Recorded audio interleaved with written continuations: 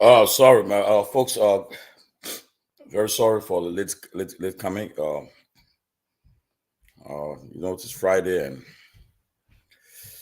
you got to first do your day job first before you come. Everybody rushing, coming to work, coming from work, and so forth. Some people are tied up. But I'm so sorry, guys. We'll keep on. We'll try this. That's true. Christian Roberts, I agree with you. I agree with you. No argument about that. We'll make some improvement. Make some improvement. And in fact, let me send this out to you guys. Anyone who want to be a guest panelist on this show to join us as panelists, let us know so we all can be part of it. We need more people. So someday, if some people are not around, you guys can fill in. So if you're interested in being a guest panelist, come send it to me or send it to Peabody or to Ben Sanvee. Send it to us. We'd love to have you guys on, especially we need females. We need females. All the females who listen to us, you want to join us, come and join us. But a lot of interesting developments today. Today's Friday. I'm supposed to be traveling about that. Yeah, I'm supposed to be traveling for a funeral. But we have to do the people's job. But today's Friday, November 1st, the first day of November 2024. It's good to be back on the closing argument. Again, let us apologize for our late coming on. A lot of factors involved. But like I said, tonight I want to send up invitation to others who feel they can be part of this, who can join us as guest panelists. At least we all can get involved in discussing the issues that affect our country, Liberia. If you're interested, let us know. We all can be part of it. Ruth Roberts, very good. I love that. Reach out, plan a program. Come, let's talk about women health. Pregnant women under 5 and 5. Come, talk about health. That's a good topic to talk about. Ruth Roberts Bengba, we'd love to have you come. Let's discuss it. Let's organize and plan a show. Bring some women. Let's talk about women's health, men's health, anything. But it's good to be back. Again, let me just recognize Christian Roberts. Christian, I agree with you. Christian, time management, the sport. I agree with you. Di Maria, and from Exton, that's where my doctor's office is, in Exton, on Lincoln Highway. Di Maria, that's where I go for my doctor's appointment. My primary doctor is in Exton, family practice. We call Mental Health now. Asata Dawson from Maryland, I'm heading your way soon. Asata, I'll be leaving to come your way. But it's good to have all of you guys on. We'll get the show going. The other guys will join us. Hopefully we can hope Ryan Peabody is he's going to be preaching at a wake tonight in Trenton. So he may not and maybe he have the chance he will show up. But I'm sure he's preparing for his service tonight. He has a wake to preach tonight. So I look forward to other guys to join us. But I want to say, we just received this afternoon. The president officially relieved. He relieved the guys from the DEA of the position. He finally dismissed Bawu.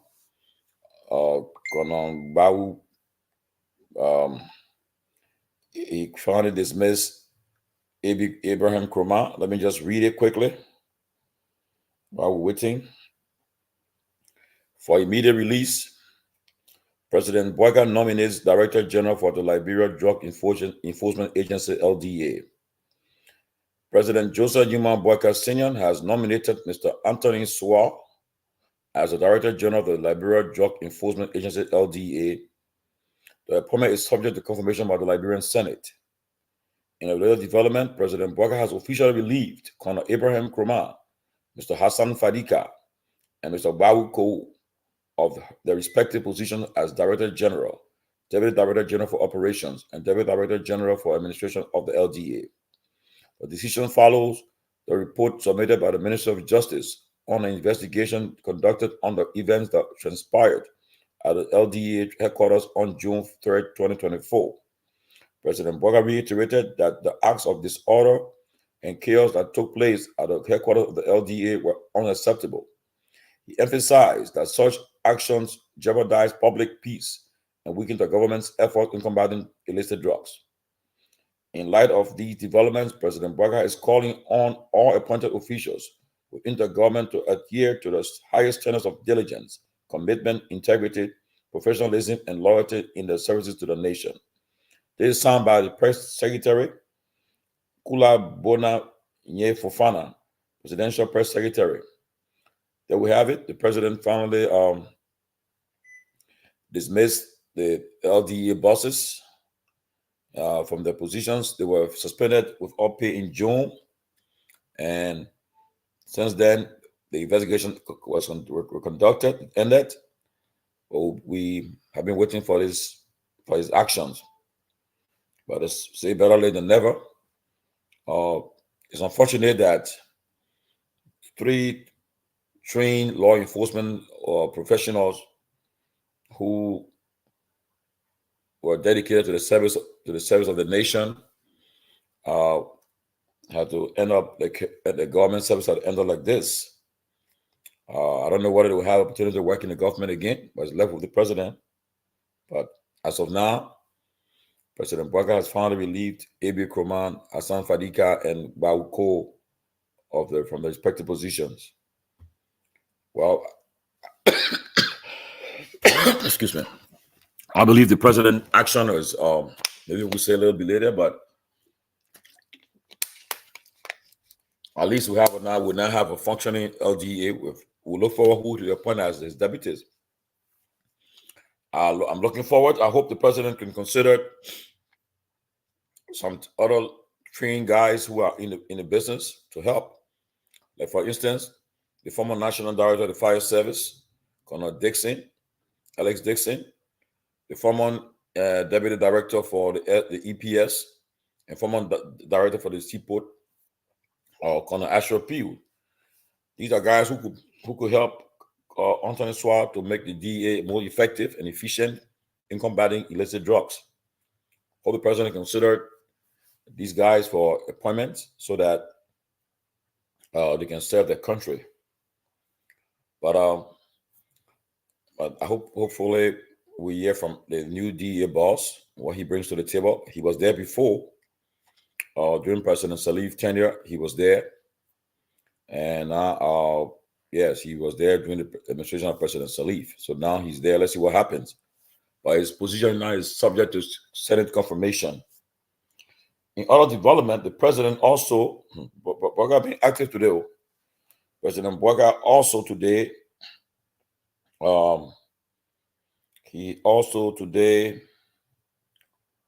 he also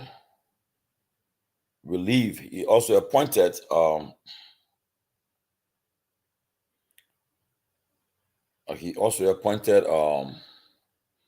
the new boss at the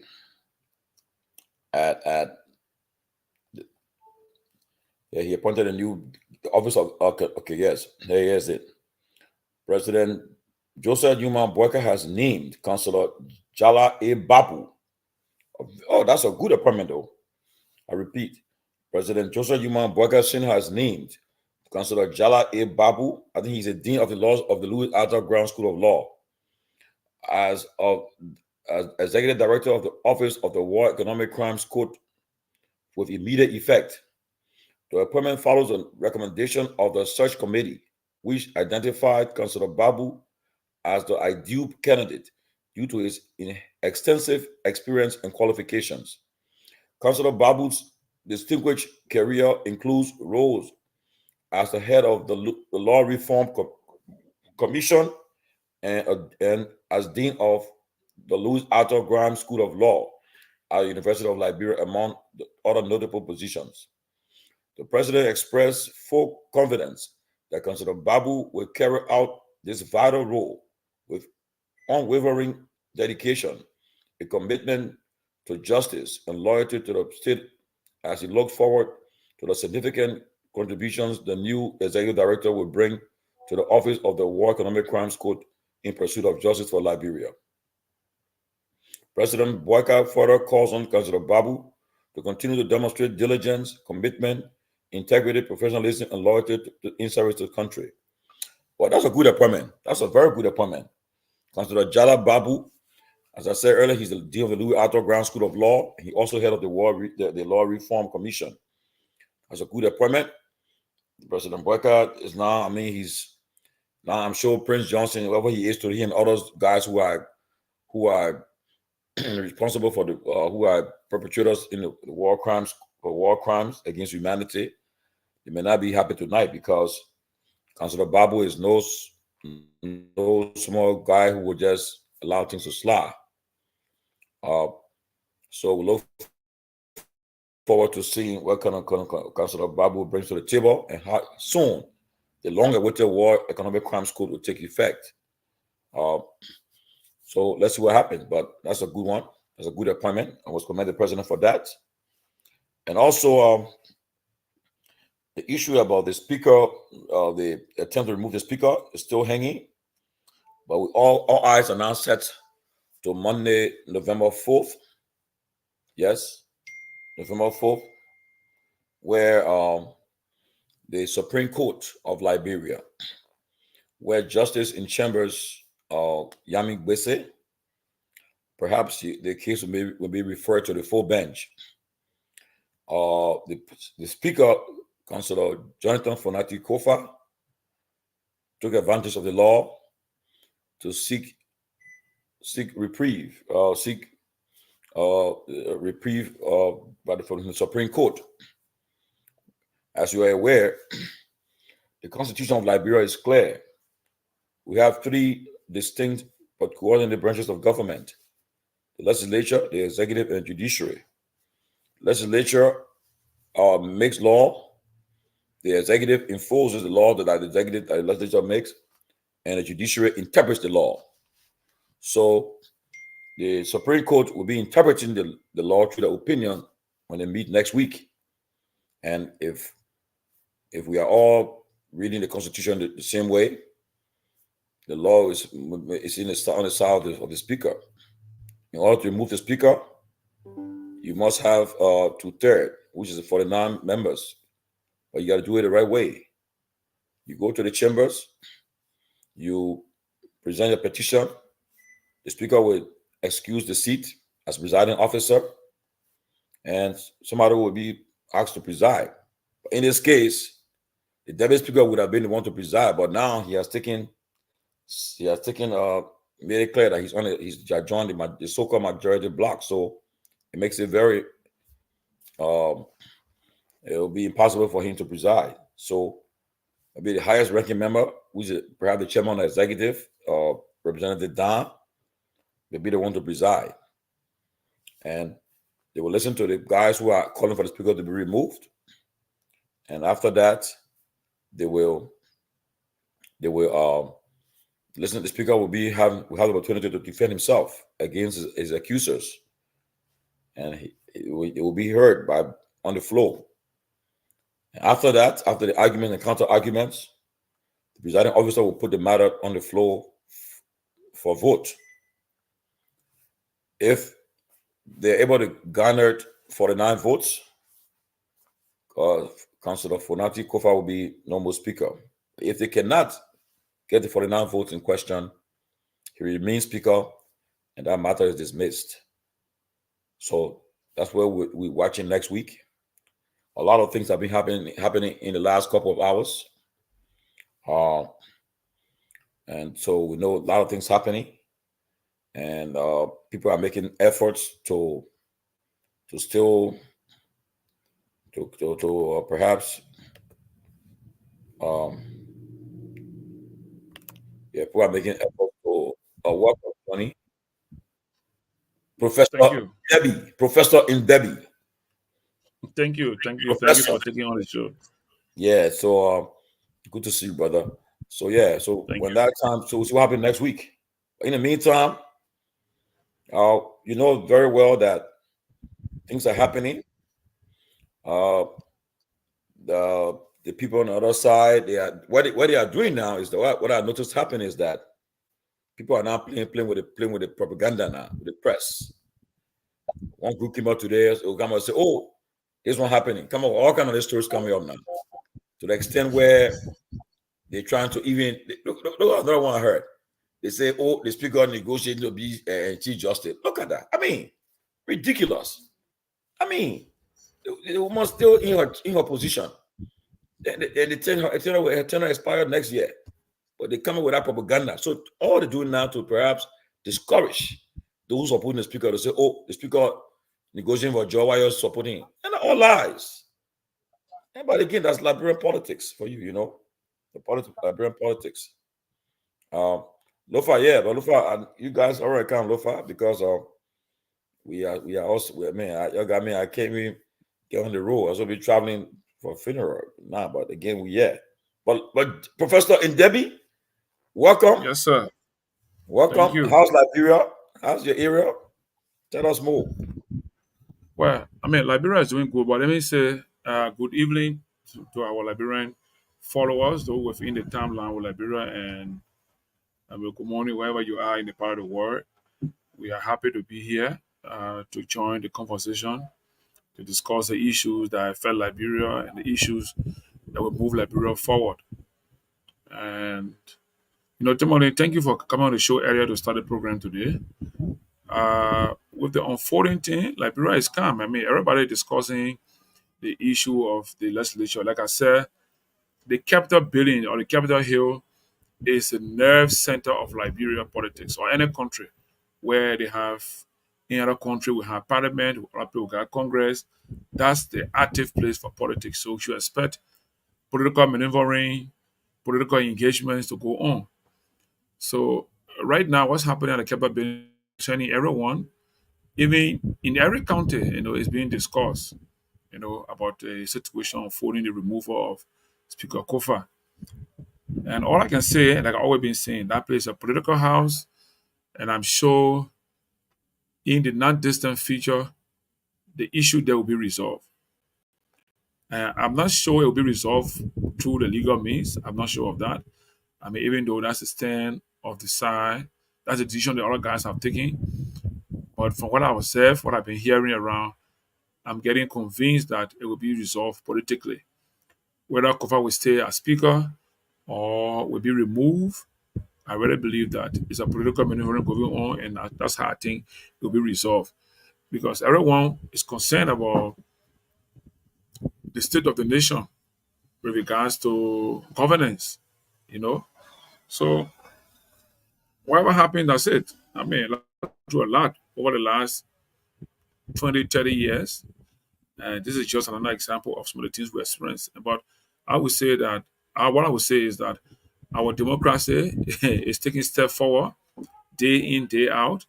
Today we are discussing issues in the legislature with removal of speaker. Tomorrow we'll be discussing maybe impeachment of president or vice president, or even impeachment of other officials that fall within that political or constitutional framework. It's all part of the politics. If you can't stand the heat in the kitchen, don't get there to cook. That's what I see happening. And there's one thing I want to say. There's a parable I always say in Lofa. They say you cannot have moral pencil on a fender. So that speaks a lot. That's the theoretical concept. You got to understand that. So how do you say in Lofa, in Loma, or how you say? If I say you say that in your language. I'll say in Baso, yeah. Okay. Tia, sapegi ta yiti, yiti lo was sapegi. You cannot have a moral pencil on the fender. So fender is sapegi yiti that the mother person. So say that in Baso me yeah. But if I say, first of all, how do I know what you're saying at the right thing? So again, how will I know what you're saying? I guess we have people from Lofa following this show. Yeah, I'm sure Lofa is following. Lofa said that And the Loma is speaking, and listen, and the Loma spoke is a Loma for the evangelist reason. They call that woman Loma. I'm sure it's not the same Loma from Zozo. So I mean, on this show, don't challenge me in language. In your own Baso, I will defeat you. I beg you, what you talking to, my man? Talking. But I mean, frankly speaking, my man, our people are concerned. I'm No, observing but Johnny, let me tell you after though. about Johnny, I'm sorry, but let me tell yeah. you, there were things talk right now. Mhm. Fala, Fala he'll be the victim in the whole thing. Fala cannot lead another fight. He cannot lead a fight for another person to become speaker. Okay, and the UP will not want another opposition people to be speaker in the house. And number two, don't forget. Oh, Lasana, thank you. Lasana Vika, don't put me on blast, man. Correct. Yeah, so yeah. Why not with that papa the game? Yeah, but so and then for all indication, the president. Don't forget during election, Fala was very tough on the president. He was rude to the woman. He disrespected the woman horse, the former the president. So JMB, you don't forget. So JMB said when if I get rid of Kofa, we can be speak out, be close to me, I beg you. And he stay there, stay far away. And yeah, a problem there. So and that's the problem they're facing. But as I said, it's deeper.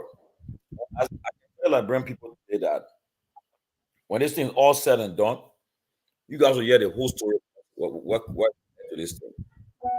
We just you'll hear the story. You'll hear the bottom. You'll be shocked when you hear the bottom of this the whole story.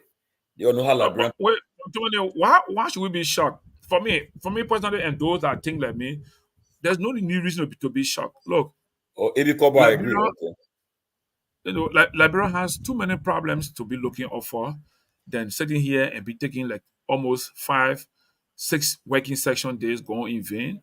People arguing on removing speaker or keeping speaker on board or whatever happening. And again, like I said, as politics, that is the level of our politics in the country. Those are people that we elected to become our political leaders. So whatever behavior they put up today in our legislature or in a capital building is because of who we are and how we thought to elect them to be our representatives and our senators. So that's it. I mean, I'm hoping that, like I said, in the next few days, it will be resolved and we'll move ahead because we have a Oh lot yeah, of things ahead of us. I'm You very know, confident. I'm confident that next week this thing will be resolved, and I'm cautiously optimistic. Listen to the word. I'm cautiously optimistic that when all is said and done, uh, uh, uh, uh, uh, uh, how to call it? That's why all said and done, if Peacock will prevail, and I love the ground he's taking for the fact that this time around, this time around, I would not just bow to pressure. Not to everybody, every government that kind of power now, everybody want to try to unlock and say, oh, the speaker, let's get rid of the speaker. No, President Sali was successful in getting rid of Snow because Snow resigned, and Tyler, maybe if they held but their ground, I mean, they needed said pressure, but at the end of the day, like different Tomalin, circumstances and so forth. But this time around, Tomalin, yeah, if you can recall in 2018 when President Myean won the presidency and the election in the lower house for speaker, there were a lot of hustles, tussles, negotiations, and a lot of maneuver that went in that place because the same issue was the executive wanted to have its member or its confidant at the level of the speakership, and they succeeded in our process to have two persons at the level of speakership of the lower house to come from the CDC. So you realize that the entire 6 years, the place was quiet. There was no attempt to remove anybody.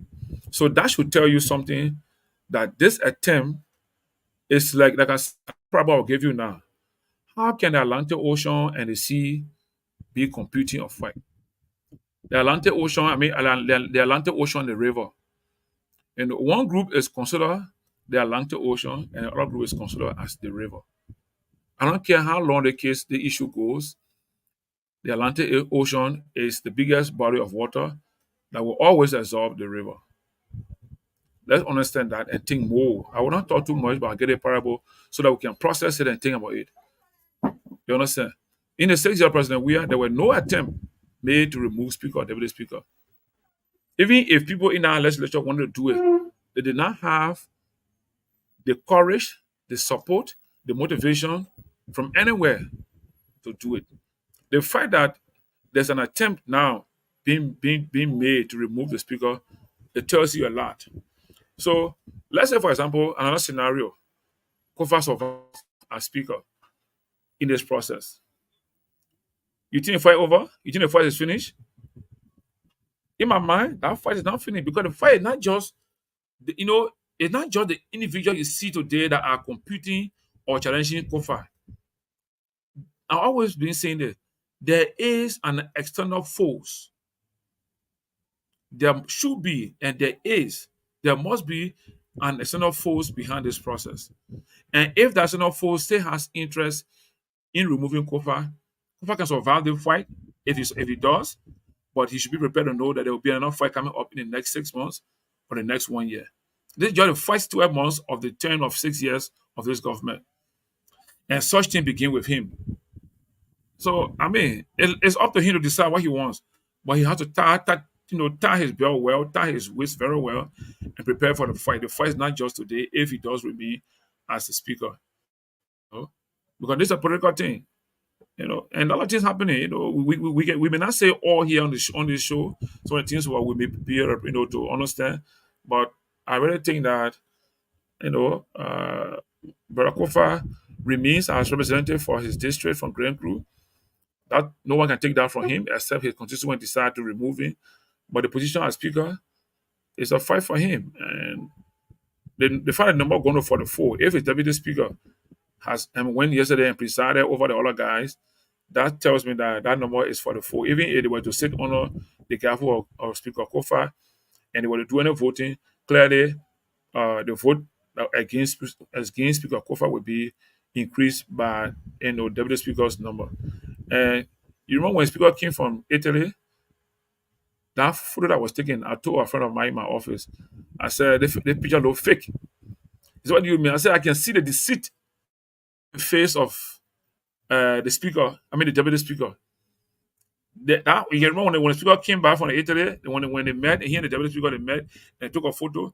Look at that photo again, carefully, you No, will but see clear sign of deceit in the face of Thomas Fala. But again, that's politics. You're trying to just act like, oh, yeah, my man. No, the people say my man. But deep down, there's something deeper than that. So, and we're proving yesterday, he had to go preside yesterday. And more or less, maybe on Tuesday, he might go to preside again. Now, you realize that most of the clerical team of the actual, House of Representatives, they were sitting there under the gavel of Speaker, of Deputy Speaker Fala. You understand? To the extent that Speaker Kofa team went to section, they didn't have anyone to take records for them. That's another step going towards removing him. So the more you see the light, telling him that look, the light getting bright on you, get out of this place. Don't let the light come and flash on you and bring you naked. He might decide to leave. I agree. A lot of people say he should not leave at all. Yes, he should not leave. But there'll be a time his own conscience will tell him, man, I gotta go because it's useless for the kind of battle. And if next week continue like this, if we go on to next week Thursday, and Kofa doesn't have to stay, and you see the group on the other side keep building momentum, I'm assuming that he might leave. If he doesn't leave, fine, it's up to him. But I want to think he might leave. I'm not speaking here like against Kofa or the other group. My role here will be just. I agree. But Jonathan, tell you this though. That's all. Speaker Kofa will not resign. He will not resign. If they was removing, they'll be removing the right way. He will not resign, and because if he start to follow that trend where people just pressure you resign, it's a problem. But I can assure you though, and the Liberian people that from what I know, from all this the things that put the needles are being pushing around, next week this thing will come to an end. It will come to an end. So, man. It will come to an end. I'm sure it will come to an end because a lot of things happening. Okay. Now the international community, people, why they cannot get involved because if anything happens, they will be called for the as referee. So they cannot take part, but in their own whispers, they said believe that in the wisdom of anything, they see no reason why the speaker should be removed. They haven't seen really. So even if they must remove him, then do the right. But let me tell you, Johnny, the reason why, Veronique Kudu George, my sister, that's true. You're right. Kofa ain't going nowhere. Let me tell you something, Johnny. Oh yeah, Johnny. Me hala and very yeah. Let me say this, Johnny. I mean, wait, too many. But this statement is vague. It's not going anywhere. Me penalty. Very saying Kofana remove my sister. They are no good. Yeah, me hug and talk. Yes, I know she mean Kofana will not be removed. Okay, but then I can call her to the. I can call her in the back to hear from her. I can call her in the back. Okay, but let me say this, Johnny. Yes, what's happening? The guys who call themselves the so-called majority black. Now, they know what's happening. They know that if they go to the session, right? They put their petition on the floor. Yeah. Kofa recused himself, right? He stepped aside. So okay, I will not preside. Somebody else preside. They listen to them. Say okay. Yeah, why your petition? They read their petition out. They give the reason why they want him to be removed. After that, the process is that Kofa will defend himself. So if he faces the accusers, and he will defend himself. And the man was not just a lawyer, but he's a smart lawyer. So very smart lawyer. So, and they know that they're not dealing with somebody who's a novice, and he will defend himself accordingly. And after that, they will do the argument and counter argument. From there, the presiding officer will say, "Well, I want a motion to put this petition on the floor for vote." They pass them. They will come out. They put on the floor for vote. They know very well that they won't have that 49 votes. And after they read the count of the votes, the presiding officer will say, all those in favor to remove the speaker, they call the numbers. The chief clerk will say 41, 44, 43. He might before that time, somebody even the number will drop. Then from there, they say the petition is dead, defeated. They take it, they throw it away. Kofa remains speaker. So now all the efforts now will be, they will say, so that the reason why, in America, right? Whenever you notice in the house here, when Nancy Pelosi was speaker, even Mike Johnson, whenever they know that there is a vote, if they don't have the vote, they don't put on the floor because they don't want the vote to be defeated. So when they don't have the votes, when the feel have not garnered enough votes, they don't put on the floor they will debate. They say, "Nah, I'm putting the bill on the floor." Because at the point on the floor, we get a vote, they will be defeated. That's what happens in a democracy. But they follow the rules. The guys, you get Koka just sit down. Come in, Johnny. He dressing like Arab man, tying your hair. I mean, what's that? He put in all kind of things like some Arab man, like some guy from the Arab with gown on, doing all kind of stuff. Came up today. That guy jump up. That's true. The president not intervene nothing. Give me a break. You think the president will allow his agenda to be derailed now by them now? Don't forget now, the World Bank, in order to pay civil servants for the holidays, we in November, they need $40 million from the World Bank to help to pay that money is to be helped to pay civil servants. Besides that, the IMF loan that brought $200+ million. In order for that money to be accepted, the law provides that any money of that nature, the Liberian legislature should ratify it. So now you need the two houses to concur. So now Boga want to waste his. He just asked the speaker this week, to extend his submission of his budget to November 8th. The IMF also wrote the speaker and said, "Want me in the country to meet with you guys. Want me to meet with you." So all the things you can't store the agenda. So you think the government want to see the arrest agenda stored? Because if civil servant cannot take pay, they will say, "But you're blaming the people that are trying to remove the speaker." They will start harassing them. How long can they sustain this thing? For the fact that your constituent will start going to beg you for money, do all kind of stuff. Even the person whoever paying the money for them to remain as RLJ, the person will run out of money too. And for the fact that the LCC too, I'm hearing now, they are into the case now.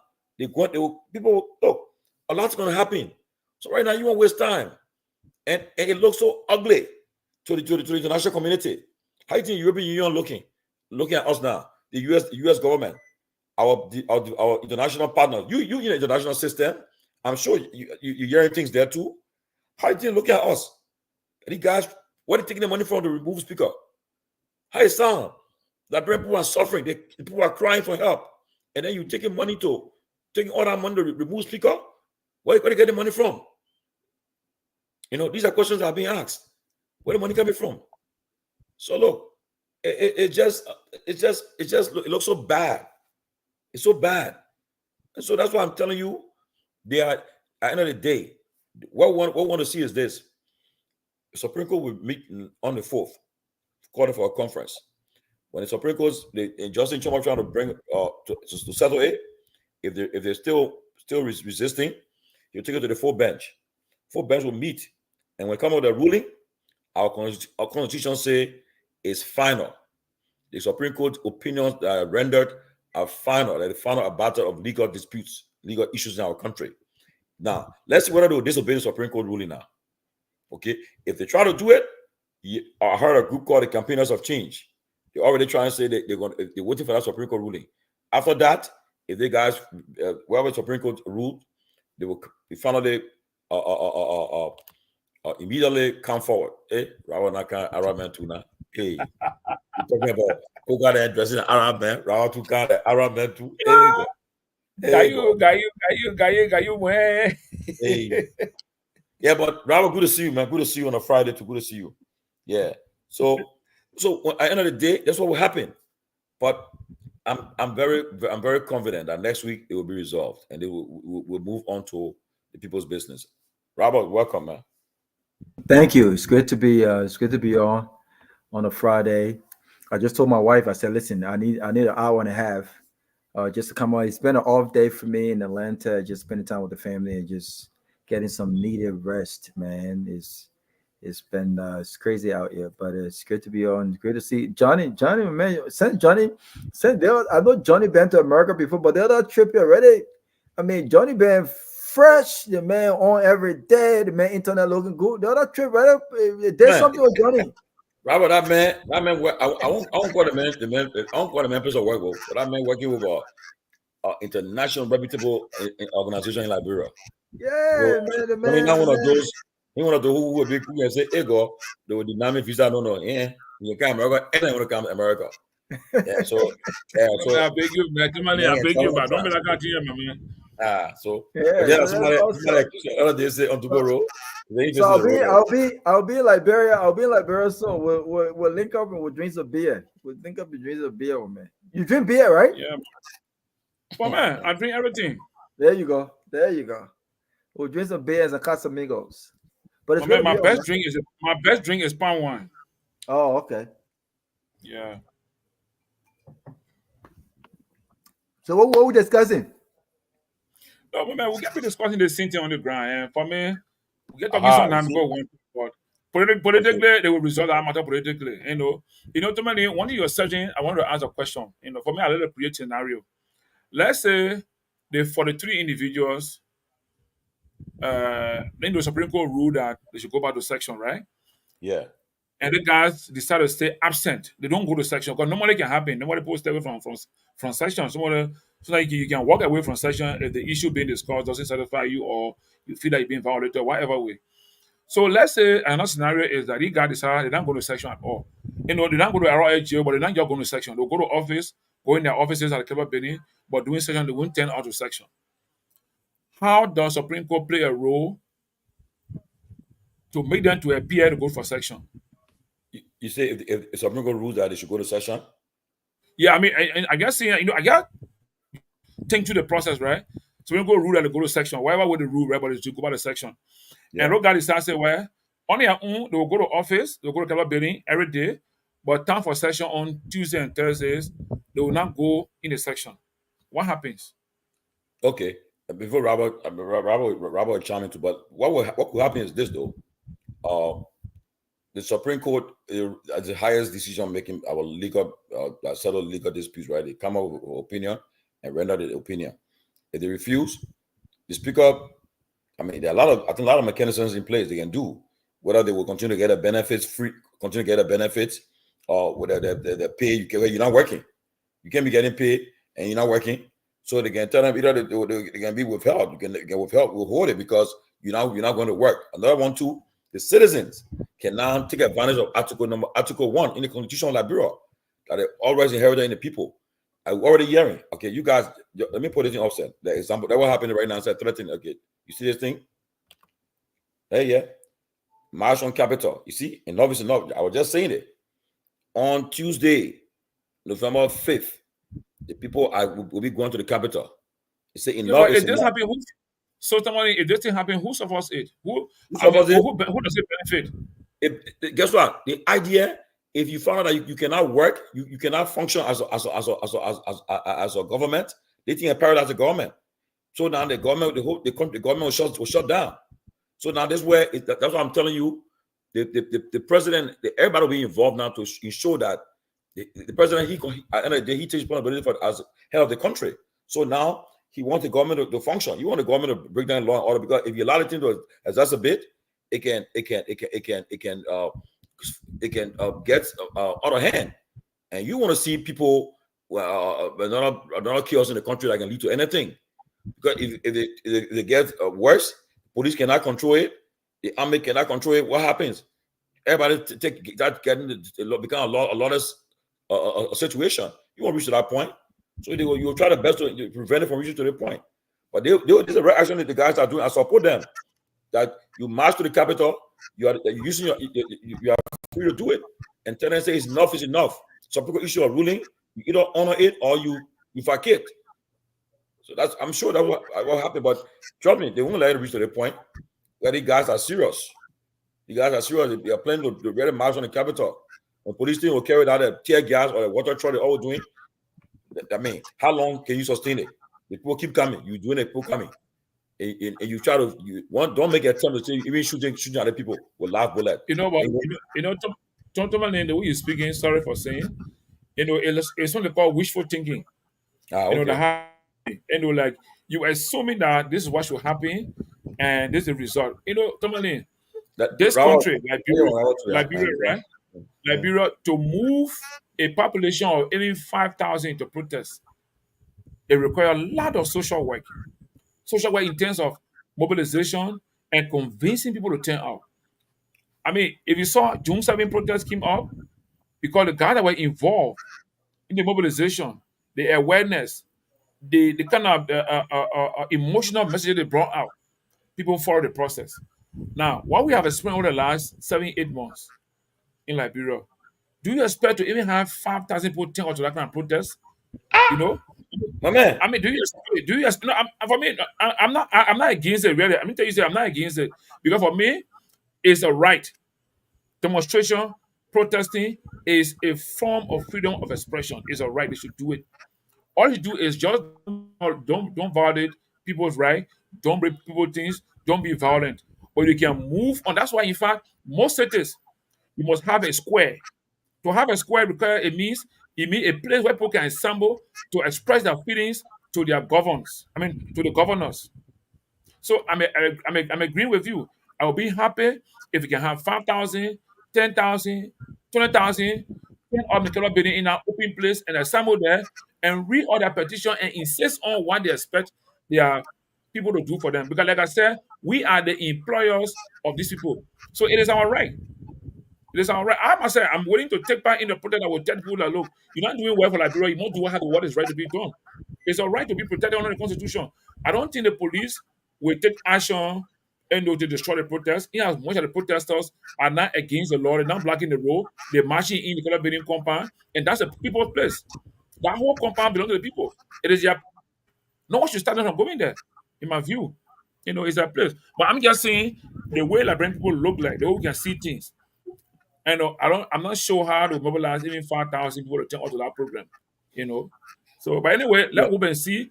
My hope is we need better things.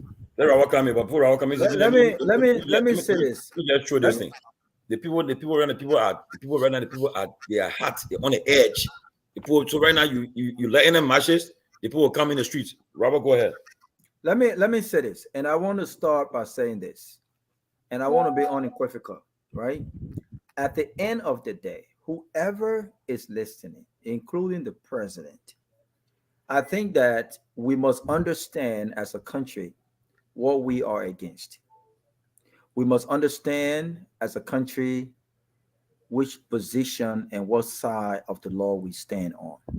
And I want to be clear, as I have stated from the beginning, from the genesis of this whole ordeal, that this is not about Speaker Fanati Kofa. People have got to understand that. Because if this was just about Fanati Kofa, then we will allow our sentiments to cloud our better judgment. Because I'm not happy with Fanati Kofa. If I had the opportunity to have a conversation with him, I would tell him exactly what he has not done right. Okay, not as an opposition speaker, but as the face of what should have been a divided government, in a sense of having three branches of government that ensures check and balance. I'm not happy. I think President Joseph Boakai has gotten a lot of what he has gotten, more so than if he would have had his own person in it, right? It seems as though Unity Party has a speaker in person of Fanati Kofa. And I also don't think that politically and strategically, I don't think that this in any way benefits the executive mansion. Because if anything, Fanati Kofa has cooperated with this government. Fanati Kofa, to some extent, has not troubled the executive mansion. Not a single thing that they've wanted, they have not gotten. Not a single thing that they've wanted, we've seen a fight led by the speaker, as we anticipated. So I don't see how politically this benefit them if he leaves. But again, this is not about Fanati Kofa. And some might argue, well, the speaker got in the position he finds himself in because he bribed his way in. But guess what? It was allowed. They allowed him to bribe his way in. So just because he got there in a questionable manner, still does not make what's happening right. This is about the protection of our democracy and the protection of the Constitution of our country. And it is about time that well-meaning Liberians grasp this. This is not a partisanship issue. This is not an issue with CDC and Unity Party. If it were, and if we truly had true political institutions, you would not have Fanati Kofa going through what he's going through right now. Look at what his deputy, and some of the guys who have been on the other side asking him to be removed are citizens. And I can guarantee you, based on what I know, without the influence of the standard bearer of CDC, most of these guys will not have the political victory, and they will not be in the position that they find themselves right now. I can guarantee you that, given the way our political structure is set up. Okay, so this is not a CDC and a Unity Party issue. This is an unconstitutional matter we're discussing here. Okay, this is the new Liberia we want to protect here. And we must all, regardless of your political affiliation, stand up for what's right. The fact of the matter is, those days when Edwin Snow and Tyler was forced to resign are long gone. Those days when people thought that they could get up and say, you know what, I don't like this guy. But what the Constitution provides does not legitimately or illegally allows us to follow the process to remove him. This is about the process. This is about law, the process, and procedures. We must learn how to follow order. As a country, we're too lawless. And it seems like we have embraced this norm. We have embraced this mindset. In fact, I'll take that back. We have embraced this mindset of being lawless, and you want to force us to make that a norm. It's not a norm. It's just plain and simple. The Constitution requires you to have 49 persons go through the process in the joint chambers to remove the speaker. And until you have that number, it is your prerogative to go in there and convince those other lawmakers to come on your side. Until they've done that, I don't see any law-abiding citizen that will endorse what these guys are doing.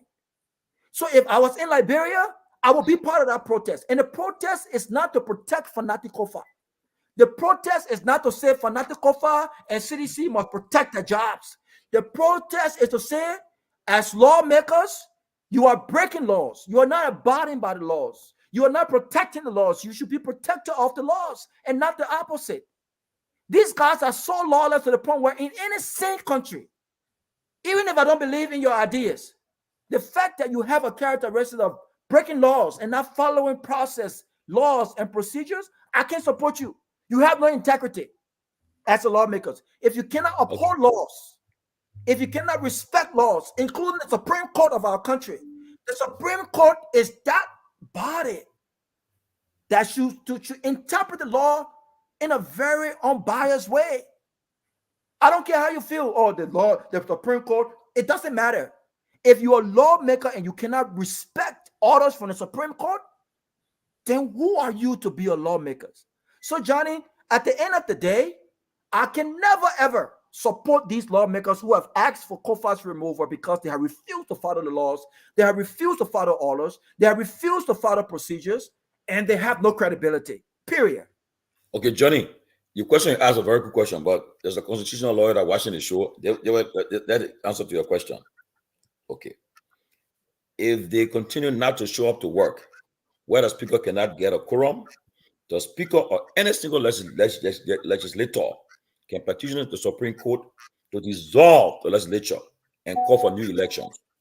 The Constitution gave the Supreme Court the power to do that if the legislature is obstructing the nation's business. This is part of the constitutional authority the speaker has. So if they are comfortable losing their seats, they know they know how they got their seats. How they truck people, the money you truck people to elect you. Try it now. Don't go to work. Try to disobey the disrespect the Supreme Court. As I'm sitting here now, I'm getting information. There's a mass citizen meeting on Sunday that'll be held to organize this march on the Capitol. Yeah, and the campaigners of change are leading that process. So please ask our lawyer to give me the reference what he just quoted to you. Okay, I'll ask him. Yeah, let him share the reference to us. Okay. But let continue. But so right now, they're having a mass meeting on Sunday to prepare for the Supreme Court ruling. So let the guys, let them be, when I see the video, when they come to work, they're bluffing in the $40,000 car, and they come in, open the door for them, they're bouncing. And you know one thing about Liberia, as soon as you out of power, you become Jallah babies. All of them you see bounce over the hands, let it dissolve the legislature, the other jobs, see what will happen. They'll be calling you to be begging for money and all. You know how, because honestly, what they're doing to the country is not fair. Okay? It's because he's not saying that he's not gonna move or what the case, but you want to move me, do it the right way. But they're refusing and wasting the people's time. Now you got the in November now. The Minister of Finance is in Washington, D.C. He hands out phone now. The money they try and negotiate for the World Bank, all in limbo. Because you need for the legislature to ratify any loan they're getting, any money they're getting. And if the Senate cannot concur with the House, then nothing can go to the president's desk. So let them keep on messing around and taking for a joke. But honestly, they must stop. And like Robert said, yes, all Liberians, wherever you are, don't say it's the people's business. No, get involved. If you see your friends are going to march, you're doing it for a reason. They're not doing it because you're doing it for the protect of democracy, the rule of law. If we cannot protect and respect our constitution now, problem starts. The only organic law in the land that guide us, our citizens in the country. So if you say you disrespect the Supreme Court ruling, you may not like it, but that's in America, we see it. The issue of 50-year law, the Supreme Court came here and they strapped that law down. The president, all he said, I disagree with them, but the Supreme Court, they accepted it. You see? So all the things happening is important. These guys cannot keep on. They can't. For them, they are not feeling it because they're getting paid. Okay, they just got them for $5,000 each for the car. Somebody now they buy a car without money. So I beg you, somebody buy a car without money. No, and I bet you, somebody will travel. Somebody do all kind of stuff. And they went buy a used car. Of course, but I told some of them, If I see you I use on the auction ground, I will take a picture and put on closing argument. I'll go there, take a picture and put it. So let your money, you can't use your money here. But Okay, it's not fair. so Tomalin, you have made this. Maybe my point. Again, I understand the political emotion the country is going through. So the country has gone through such things, such that the whole country is between CDC, UP. If one group is in sympathy with a particular political group, and your argument, your position doesn't support that group, you are labeled at that person or the other person. My position here, like I said, from the onset of the whole thing. In fact, if you can recall, ultimately, and Rabo, I said, for me, the whole matter should be a non-issue for us. We shall be discussed it because the entire group is not doing well for us. They have important matter to be attending to. Because based on what I know in this country, in Liberia, what I've seen and what I keep seeing, the things that I expect the guys in that place to be doing, discussing the budget, making allocations, that will provide our services to our educational sector, the health sector, that will benefit people. They're now focusing on wasting our time, wasting our resources on arguing on removing speaker or keeping speaker. That's why. So I'm not taking part in the discussion because I see it just as an intellectual discussion. I'm not speaking supporting Boakai group or supporting UP or CDC. I'm here looking at a situation that's unfolding here and looking at the scenarios. But what's happening is absolutely wrong. I've said that from the beginning of the show since 2 weeks ago. It's wrong. It should not be wasting our time. This country is behind all the countries in Africa, so to speak. Look, if you check the IQ, the international IQ system, Liberia is the second West IQ country. The country that has people that have low IQ, I mean low mentality, low thinking. The first is Nepal. We are next to Sierra Leone. That's an issue for us. It tells us how we think. So the way we do things in the country, people outside looking at us. So, but why do you guys thinking like this? You know what I'm saying? So I'm not happy at all in our legislature. The 3 weeks we have spent or 4 weeks discussing removal of Speaker Kofa or keeping him on board should not have been going on. We should have taken, by this time, should be discussing, preparing and set to receive the draft budget, how do we reallocate it, compare it with the old budget, and see how they can improve some aspect of the budget. Because the budget is a national cake. Everybody gotta eat on it. But it appears that all the argument going on in that place is 99.9% based on their personal interest. It's never involved. It's not about Liberian people benefiting. It's not about improving education, improving health, improving road condition, improving energy and other things. Now we're hearing that they want to increase the tariff on LDC on current. You got a country where unemployment is high. People can only afford $1 to eat per day. Then you want to increase current bill. So those are making small things. You want to take more money from us. So I'm just taking part in the discussion because when I talk about it, but I have told you guys over the last 2 weeks, 3 weeks, I have no interest in this matter that going on. It doesn't benefit me. It doesn't benefit Liberian people at all. It will not benefit the Senate or there in that house because they're making money on the process. I guess Kofa giving small thing on the side too, and other people giving money, and they're making money on the process against our interests. You know what I'm saying? So I'm not in favor of anybody. Kofa stay, Kofa doesn't stay. It doesn't worry me. What matters for me is I want to see them taking decisions to improve our country. Look, you guys live in the Western world now, right? You've been there for the last maybe 20, 30 years or so, depending on the time you went there. You see how every other day there's something going on construction. When I'm in Atlanta, I went around to warning. They are building a new park. A developed country of America in the Suwannee City area, they are building a new park. Because what? Population increment going on, people need to have time to go recreate. You understand? They are building new roads. I was driving with my brother the other day when I was there. He said, this go. We only have 2-3 lanes here. Because of the demand, they have broken a place and built more roads. Developed countries are making progress. Then we that behind. We depend on people can't get on here. They will making noise among ourselves as though we are children. I can't wait my time behind. Kofa will stay, Kofa will not stay. I will be happy if the people can really march on our building and insist on them to ensure that they put their eyes together and do the better thing for the Liberian people. I'll be happy to see that. 2,000, 3,000, 10,000, they march there and put them to their senses. They wouldn't make progress. The developed countries are developing because developed countries have developed a mindset that is irreversible. Developed countries are developing because developed countries have developed an environment where even bad actors know how to act right because they know there are consequences if they act bad. Developed countries are advancing because developed countries can advance even with an idiot like Donald Trump at the White House as president of the US. There are structure in place. We may not like all of them, but at the end of the day, there are structure in place. Developed countries are developing to the point where a poor boy from West Point who've never gotten any opportunity in his life before, or perhaps who have never entered a classroom before, can come to this country and only need 3 months to start advancing his or her life. This is the environment we find ourselves. So countries like the US and other parts of Europe will always be in that position, irrespective of who's in office. What we are missing in our country is that mindset of structure, is that mindset of the establishment and respect of the rule of law, is that mindset of systems. We have a serious systemic issue in our country that we must resolve.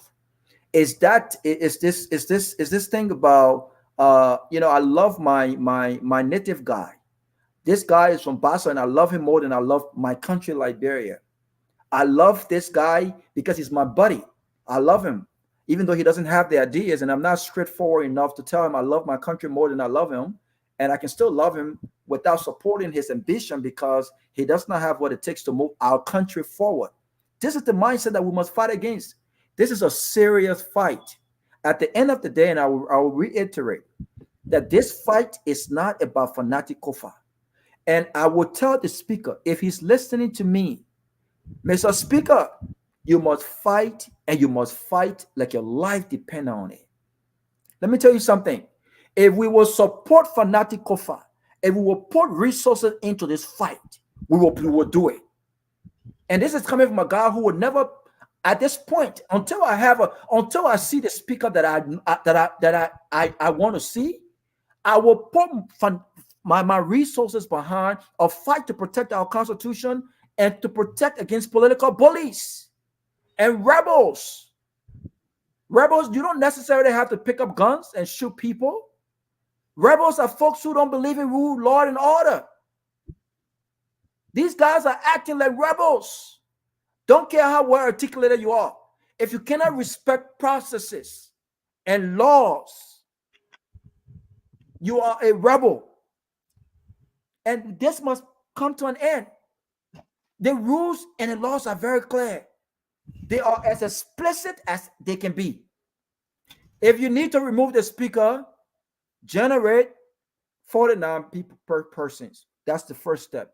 The second step, put forth your resolution as to why the speaker must be released, be removed, and test the strength of your numbers in the joint chambers. Simple. Now watch our position if that happens and fanatic cover refuses to move.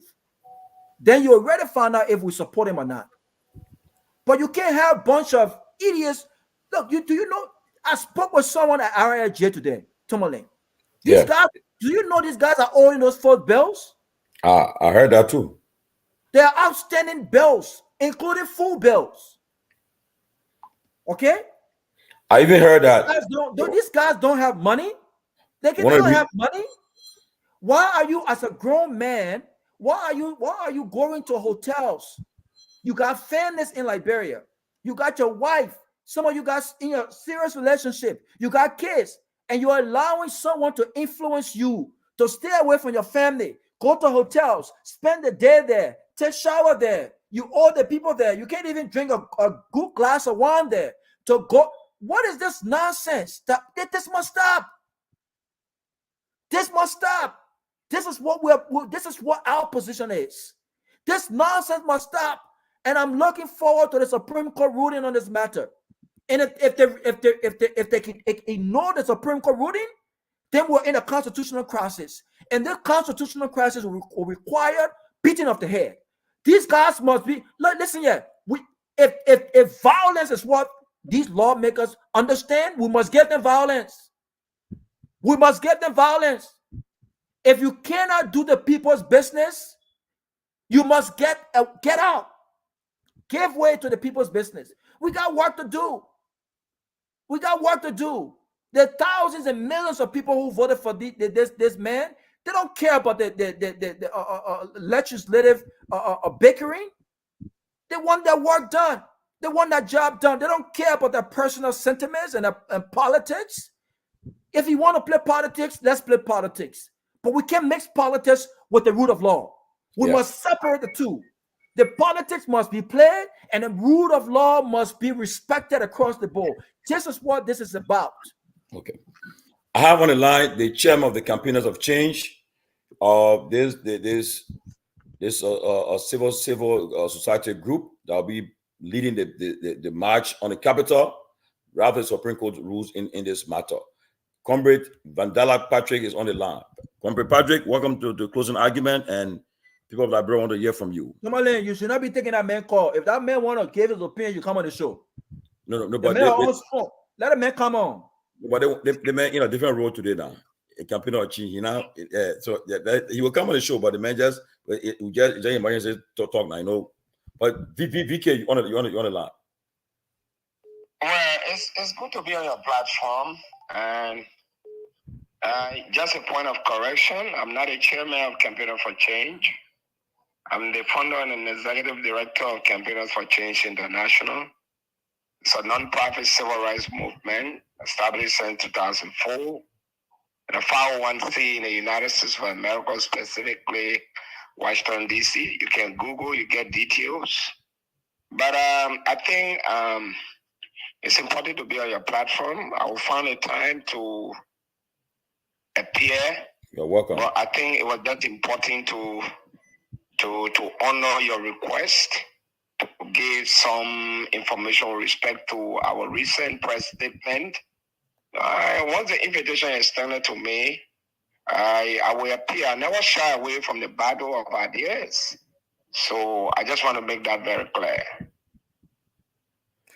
Okay, so we'll be inviting you on Monday to make an appearance to talk about this plan, to double down on your press conference you have. But right now, we want to find out from you, where are you now on this issue about a protest or march on the Capitol? Where are you right now?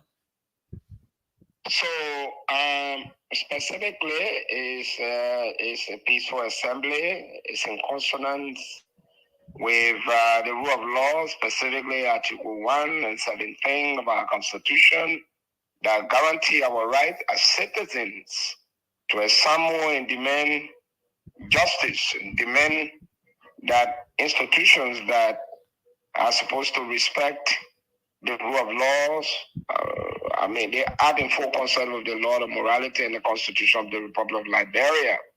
Fundamentally, we want the Constitution to be respected. Tomalin, you are quite aware, in this country, only the poor people are made to respect the rule of law. Just today, I visited the Monrovia Central Prison. Interestingly, I saw men and women with promising future. The Supreme Court rule, the lower court rule, in some of their cases, they have been convicted of crimes and they are serving their sentences. The very Supreme Court also has authority to rule in matters that border on our Constitution when there is a misconception. But it's a foolhardy to see members of the House of Representatives working in defiance of constitutional respect. And we believe this country is a country of laws and not of men and women. When the crafters of our Constitution were laying down the principles and provisions in our Constitution, they were aware that no one is above the law. Whether you are a poor person, middle class, a leader, a rich person, you must obey. And we are asking our lawmakers, our employees, democratic employees, we are the democratic employers. We elected them to go to the Capitol building, to do the people work, to do it in line with the rule of law, but to see them being reduced, like kindergarten kids, taken to our LJ And in the morning, they go to the Capitol building. After Capitol building, they take them back. I think this is wrong. But what is even disheartening, we have no problem if they have some fundamental issues about their leaders. But what we are asking them, if you have a problem with your leader, use the Constitution to move them, to say you are removed. And let me be very clear tonight. Article 49 of our Constitution states clearly that the Speaker, the Deputy Speaker, shall be elected once every 6 years. At the same time, if they decide that they don't want to work with them again, they can remove them. And in order to remove them, two-thirds majority of the members of the House or representative can sign a resolution to remove them. Two-thirds is 49 members. As we speak, they were 43, now they are 44. They decided to leave the other chamber and went on the other side. It is a violation of our rights as Liberians. For 2 weeks, they have never done the Liberian people work. And it will be taking pay at the end of the month. Some of them, maybe they have received salaries and they didn't do any work. They are our employees. If they go there, they have some problem with their leaders, they should use the Constitution. But what we see today is the brutality of our Constitution, and that describe these individuals as constitutional plotters who want to subvert, contravene, and abuse our Constitution. This is unprecedented, and therefore, in line with Article 1 of our Constitution and 17, we will be acting in full concert with the law of morality and the Constitution of the Republic of Liberia. That pronouncement will be made on Monday. We will be at the Supreme Court because members of the lower majority filed a writ in line with Article 26 of our Constitution, asking the Supreme Court to intervene to interpret the issue of unconstitutionality that is taking place at the House of Representatives. Okay. Monday, the two parties will be represented. Okay. All we are waiting is for the Supreme Court to decide. If the Supreme Court decides or rule and say the setting of 43 members is illegal, and if they have an issue to remove their speaker, they should go back to status quo until look for 45 members and issue their resolution. If the guys will say they will not agree on the grounds of the Supreme Court of the Republic of Liberia, we will announce a march to the capital, demanding the respect and protection of the Constitution. As of yesterday, when we issue our press statement, the world is watching. We created a group chat in less than a day. Almost 300% have signed up. Calls are coming. Tomalin, it will interest you to note people from political parties, youth wing chairs, district coordinators from United Parties, CDC. This thing is non-political. This thing is about the protection of our Constitution. This thing is not about Fonati Kofa.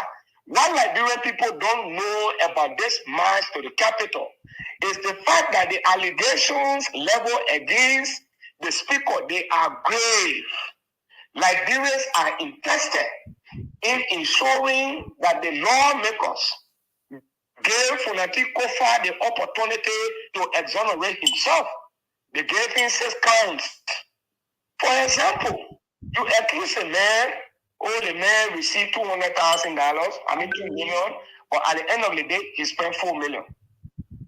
We want to know if Fonati is given the opportunity to explain, to address those 6 counts, a lot of things will come out.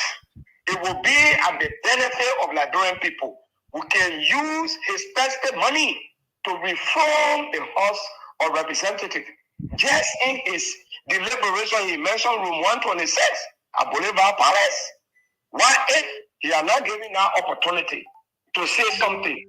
We want Funaki. He has insisted he wants to audit the House of Representatives.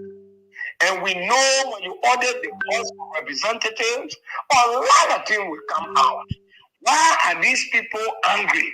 If they truly believe that they stand for integrity and to protect the Constitution, the audit must go on. You cannot come and accuse someone of 6 counts. You don't give them due process in line with Article 38, specifically in the last paragraph, that says clearly that in everything that you do, it should conform to due process. In this case, the people came on resolution, they gave 6 counts, and they said he should be removed. They did not give him due process. They don't have the 49. We want to end an area of constitutional brutality. Funaki is not going to resign. If Funaki make the attempt or develop the desire or intent to resign, we will have in our mind that he's guilty of all the 6 counts. He will not even stop there. We will ask the LACC to investigate. We will ask the Supreme Court of the Republic of Liberia to prosecute him. If he truly believes that he's guilty of all the counts leveled against him, he should stand his ground, let law take its course so that he can be exonerated. It's not about him, it's about the people of Liberia. And we, as citizens, leading this effort under the canopy of campaigners for change, want to ensure that the democratic will of our people is respected. Liberia is on the verge of democratic transition. During the 2023 election, it was speculated that former President Garguah would have won the election.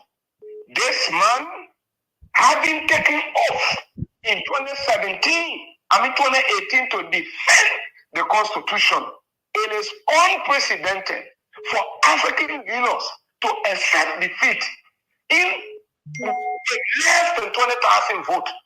This man decided that despite the slim margin, I will accept the will of the people.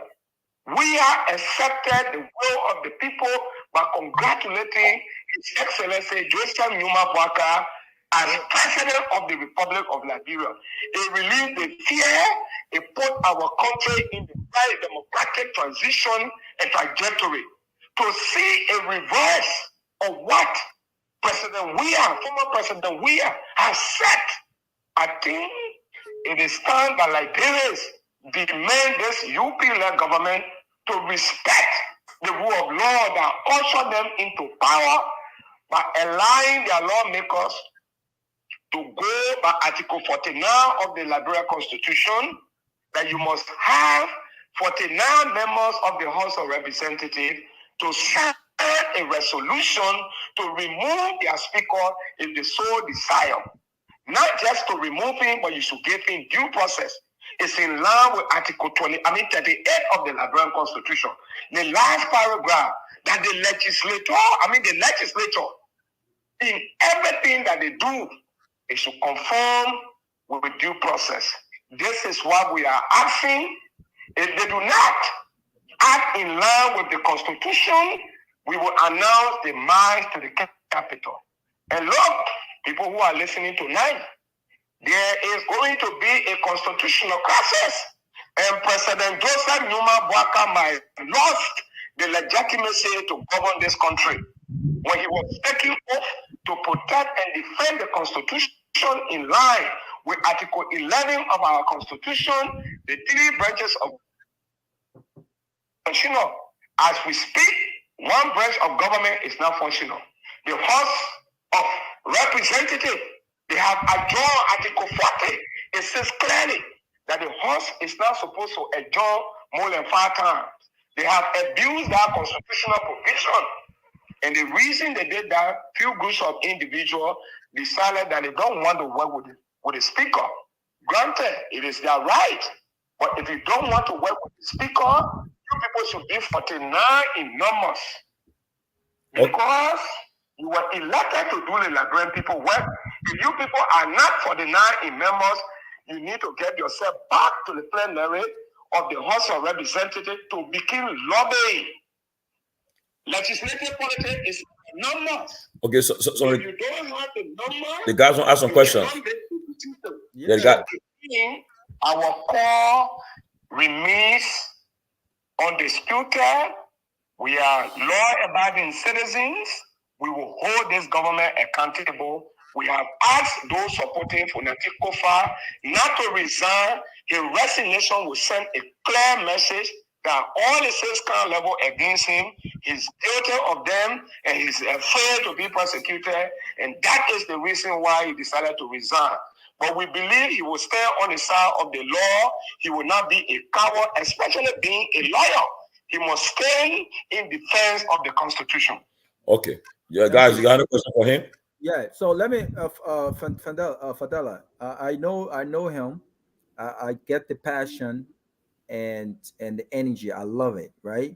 But I just want to maybe he can clarify when he talked about the Supreme Court. The Supreme Court involvement here is based on complaints forwarded to them by the House of Representatives, compelling those guys to appear to work.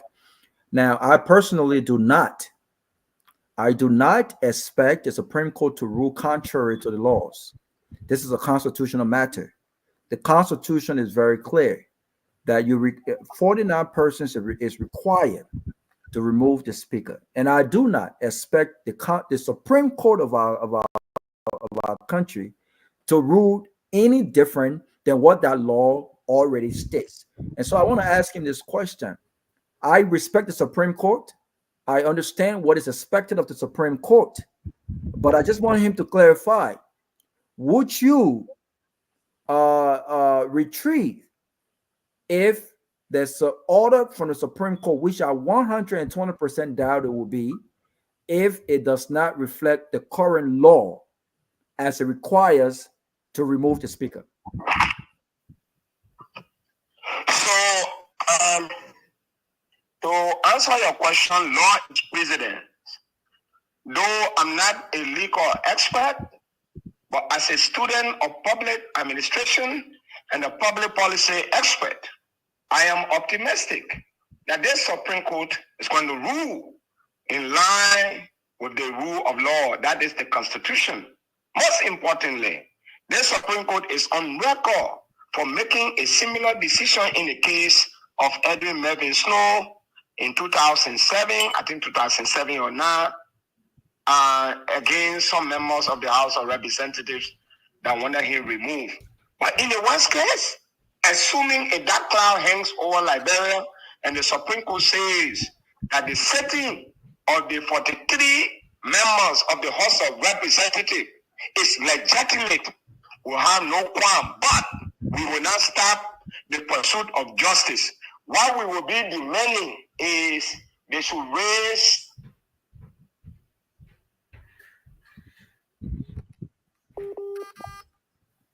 Speaker Kofa. That's what we will be. That is what we will be doing.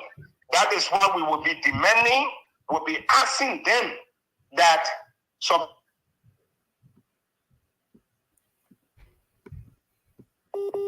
You got a question, Johnny? No, I wish him well, whatever he want to do. I mean, I really don't have. Somebody was trying to interrupt. Silence. Somebody was trying to interrupt my call, Barry. But what we'll be doing is to ask the Supreme Court, the members of the House of Representatives, the 43 members, to say, look, Supreme Court, if the Supreme Court says your setting is legitimate, we have no qualm because that is the final arbitral justice. No. I gotta interrupt. Fandela. No, please don't say that. Please don't say that. The Supreme Court, here is the anticipation. The Supreme Court understands the laws, and the Supreme Court must do nothing but contravene the laws. The laws that constitutes the procedure and the rules in the House is part of the Constitution of our country. It's very clear. And so I don't want you to say, because again, if I was in Liberia, I will be in that march in the capital. But I don't want you to say that you will respect the Supreme Court decision if they deem the 43 the gentlemen. No, They cannot rule in listen. with the law. I'm saying the same thing, Robert. You're saying the same thing, though, in different ways. No, you say, no, I will not respect, no, Tomalin, I will not respect the Supreme Court ruling. I will not respect the Supreme Court ruling that does not align with the laws as they exist currently. No. What you can do in these kind of cases, if you know that the Supreme Court contradicts itself, honor our law. The Supreme Court has the authority. It's almost like the president is able to respect the Constitution. But if the president decides to do something otherwise, the president is immune. As long as they are president of the Republic of Liberia, you cannot do them anything. Executing public policies. The law gives them the protection. The law gives the Supreme Court the protection. But I'm only saying to you that I know that the Supreme Court will rule in favor of the rule of law. That which I know because the Supreme Court is on record. But on the other side, in the worst case, maybe they say, you know what, we got to change things, you know, for political expediency, which I know it will not happen. But whatever the case, we as Liberians will be on our obligation to obey.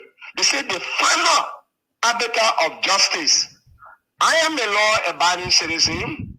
I will have to obey. I will not sit on this platform tonight that if the Supreme Court does not rule or the Supreme Court contradicts itself in previous ruling, I will go and agitate.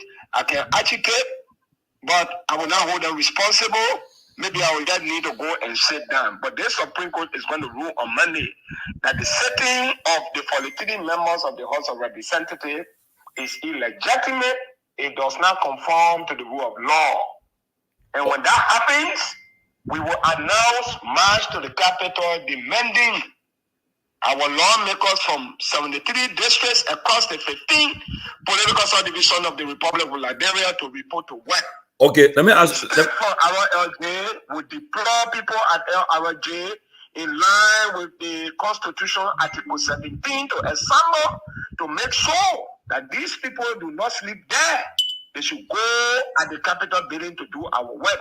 It's a foolhardy to see groups of men and women from Capitol building, the kindergarten students, and carry them like our LJ has become a dormitory of legislators.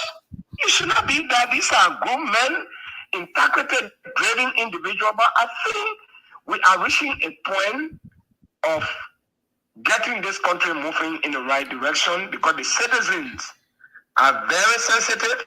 They will not allow someone to be coerced to resign as it happened in the case of former Speaker Edwin Snow. He was coerced, he was harassed, he resigned, and resignation is a voluntary decision.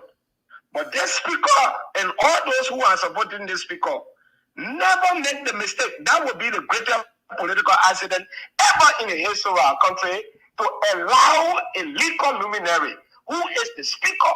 He being accused 6 times. Instead of facing his accuser, you resign. It means you compromise your integrity. We will not rest. Will demand the LACC to invite him and all these people who are accusing.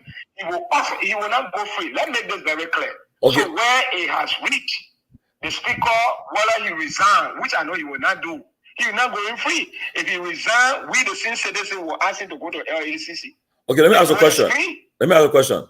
Okay, in the event the Supreme Court rules that the 43 members should return to session and they refuse, what, besides you marching to the Capitol, what action you would take? And secondly to that question, why have they called the police to come in and the police come in with a tear gas and water truck? What will happen? What will you guys do? You know, listen, police. I hear people most of the time, police. You know, look, let me tell you, Tomalin, I don't know why Liberian people taking the resolve of us. If we put 10 or 20,000 persons on the street, you think that joke? Do you know the population of Mosorado? That is just 0.1%. We put 20 or 10,000 persons on the street, say police bring water truck to do what? To do something with us? They will even be sitting with us. They will do nothing. The world is watching. Just before tonight, I had about 7 meetings with members of the United States Congress, Freedom House, Human Rights Watch, the Senate Committee on Foreign Relations of the both houses of the House of Representatives of the United States Congress and that of the House of Senate. I spoke with few friends who are very close to top officials at the European Parliament. Look, we put these lawmakers on official record. Yesterday, we added the name of Thomas Father to update them because when we communicated with them, they asked we should update them. Anything new? So they are aware. We told them a few years ago, you sanctioned some of our lawmakers for abusing and advocating the Constitution of the Republic of Liberia to subject our people into poverty. But there is an ongoing constitutional attempt to be violated or brutalized. We want you to do. So they are aware. Yeah, so I mean, Vanilla, thank you. I think you have laid your point clearly to the public. I'm really hoping that the energy that you guys got to protest or do some public rising against the situation in the lower house can be used to ensure that the Liberian budget will be crafted in the best interest of Liberian people through the same means. I wish you guys all the best. Hope you guys can succeed in getting 5,000, 10,000 people out on Monday, Tuesday, or whatever day you got. I'm hoping that democratically it's your right to turn out, and I hope you guys can succeed in getting the right thing done. And the Liberian legislature, the lower house, is back on course to do our work. Thank you so much for being on the show. I hope next time you can join us live and have more discussion. Well, before you leave, let me give parting comments about this, and we'll let him go. And thank you for this short notice. I want Liberians who are listening tonight. This thing is not about violence. I am a victim of the war. During the period of the war, I fled into Guinea. I lived like a slave. The only reason we lost 300,000 people in this country, few groups of people sat down right on Capitol Hill from the executive mansion and that of the national legislature. They did not use the Constitution. They used the political method. It led us into a stupid for nothing civil war that was resolved by respecting the rule of law. I don't want to see a new breed of generational leaders repeating the same mistakes. Wherever you are, we are asking you to talk to your lawmakers, to disengage if they don't have the numbers. It is not them, it is you, it's about your safety. I lived here a few years ago. I left, I went to America. I schooled there, I have quality education, I worked there, but there's no place like a home. I officially returned to live in a country called Liberia. What we are doing, some people will say we're stupid, some people will say they don't mean well. We mean well for this country. The disrespect we get also from other nationals. I don't get that same disrespect here because this is where I was born. If we don't protect this country, there will be a problem. If the House of Representatives is not functional, President Buake will not submit the national budget, bills will not be passed, the budget will be delayed. That means the teachers will not be paid. The doctors will not take pay. Just recently, they were on ministerial complex protesting. As of today, the AFL, they are crying, they can't get their pay. So again, this thing is not about us. It's about making our lawmakers to work and do the Liberian people work. Thank you so much, Tomalin, and God bless you. I hope to appear on Monday. If you can give me the opportunity on Monday, I can be your guest and to deliberate more. Which time the Supreme Court has made a decision, it will be a very good thing to discuss. Thank you tonight, and God bless all of you. Thank you, Vicky. Well, that's it. Vandella Patrick for the campaign of change. There are plenty of massive protests, a march on the Capitol. In the event, the Supreme Court rules and called on the 43 lawmakers to return to session, and they refuse. They are planning to go to wherever they are to ensure that they return to session. Like I said, there are laws that govern our country. If you cannot continue to receive our taxpayer funded our funds and benefits and refuse to go to work, so you can't keep on saying no, you're not going to go to session, and we'll allow it to happen. We're not going to do that. So that's it. But guys, we'll take some calls, right, guys? Yeah, of course. Yeah, I got 4 callers on the line. Go ahead, caller. Good evening, Tomalin. Yeah. Good evening to the panelists in studio. My name is Chris M. I do join from Fargo, the state of North Dakota. Thank you for the discussion tonight. And let me say, thank you to Comrade Patrick. We all been in a struggle for years, and I think we meant good for Liberian people. There are a few things I want to clarify tonight on one of the panelists in studio. Yeah, you guys just sit a second, so it'll be fast, please. Yeah. Before President left the land, this thing is not about President Patrick. I realized tonight that the panelists in studio, one of them tried to be a little bit part of the process, and he's not supporting the process. Just what we say is the rule of law. The rule of law should be obeyed. It's not just about President Patrick out there. We have relatives in Liberia. They call us in America every day. We know what go through here. Up to this time, those people that we employed, those lawmakers, they don't go for session. By the end of the month, we'll get paid. They're not doing Liberian people work. So what they're not saying today is just simple. Let us all encourage our citizens, our brothers and sisters, to be part of the protest, to hold our lawmakers feet to fire. It is Supreme.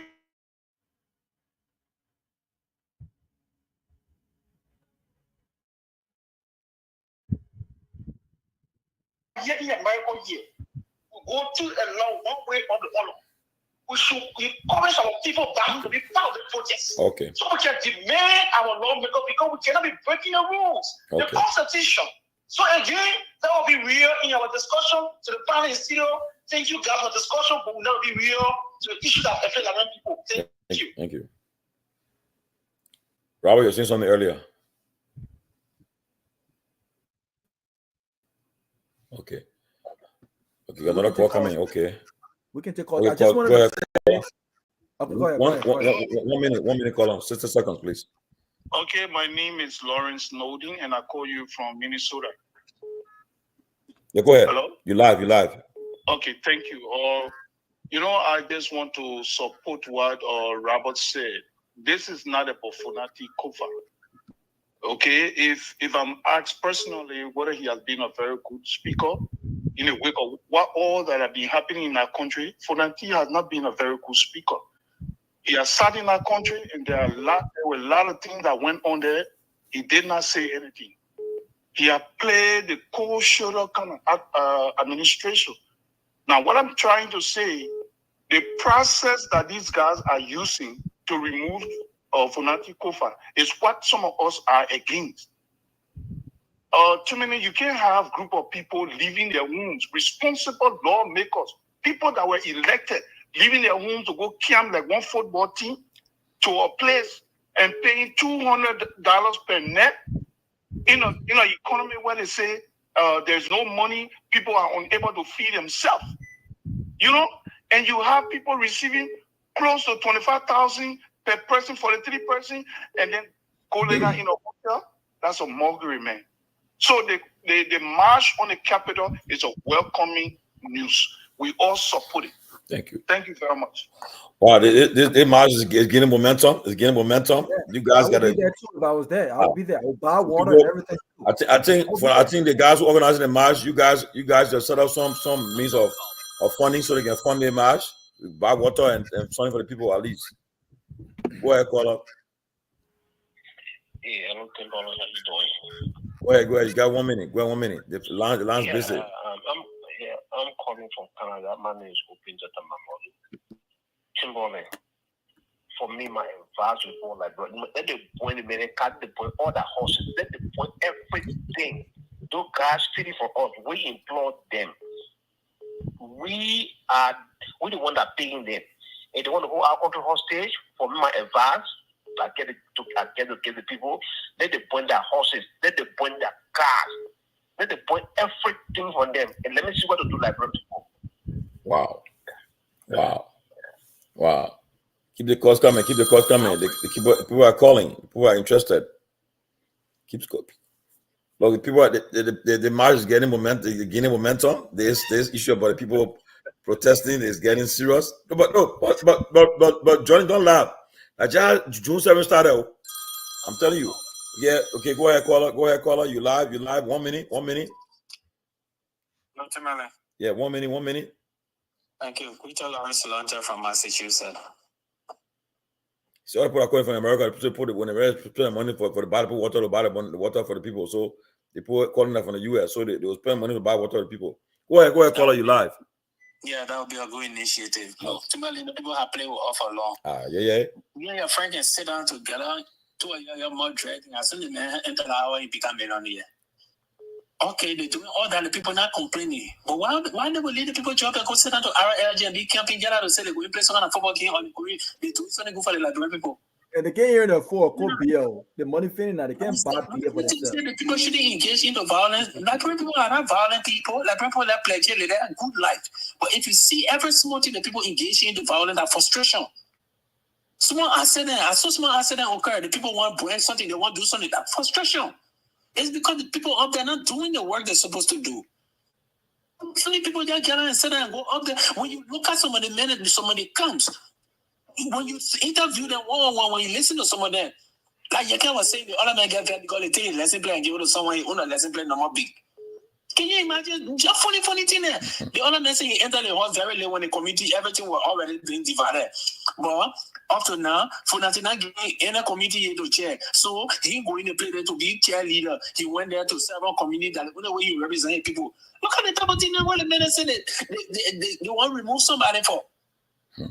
They got nothing good to do. They just want to do something. So if I just regret that, I'm not in a position. If I were in Liberia, I'll be in front of group.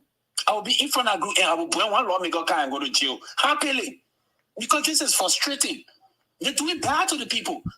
You get the people like that, then when they go Ghana, they praise Ghana. You go to Rwanda, they can praise Rwanda.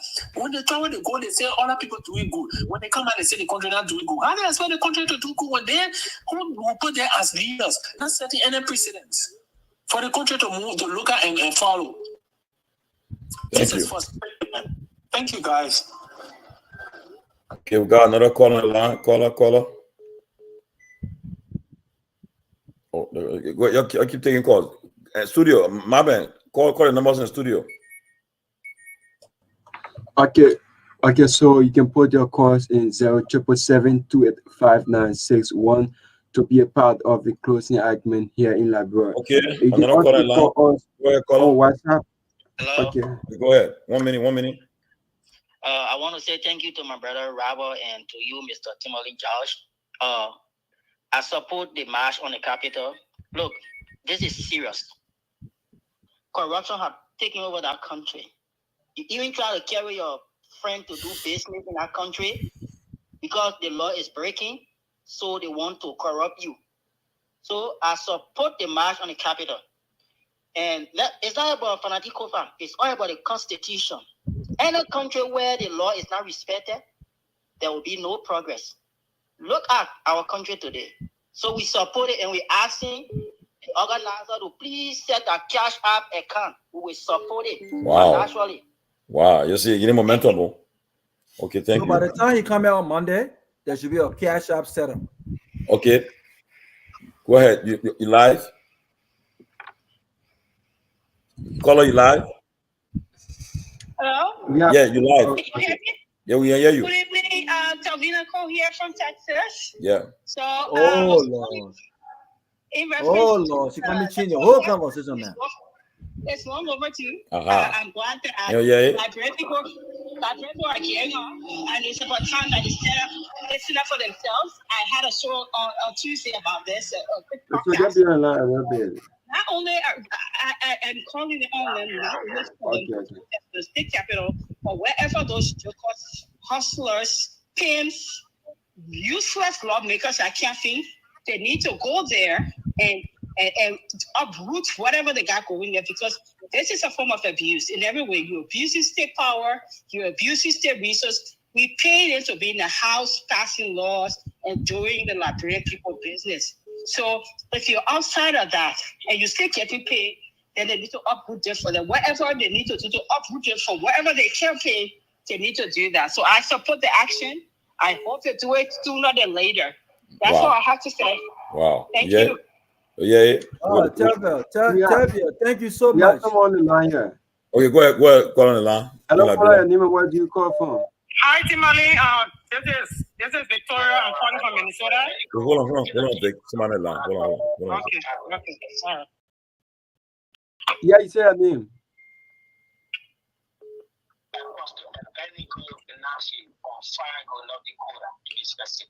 Okay, go ahead. Make your point.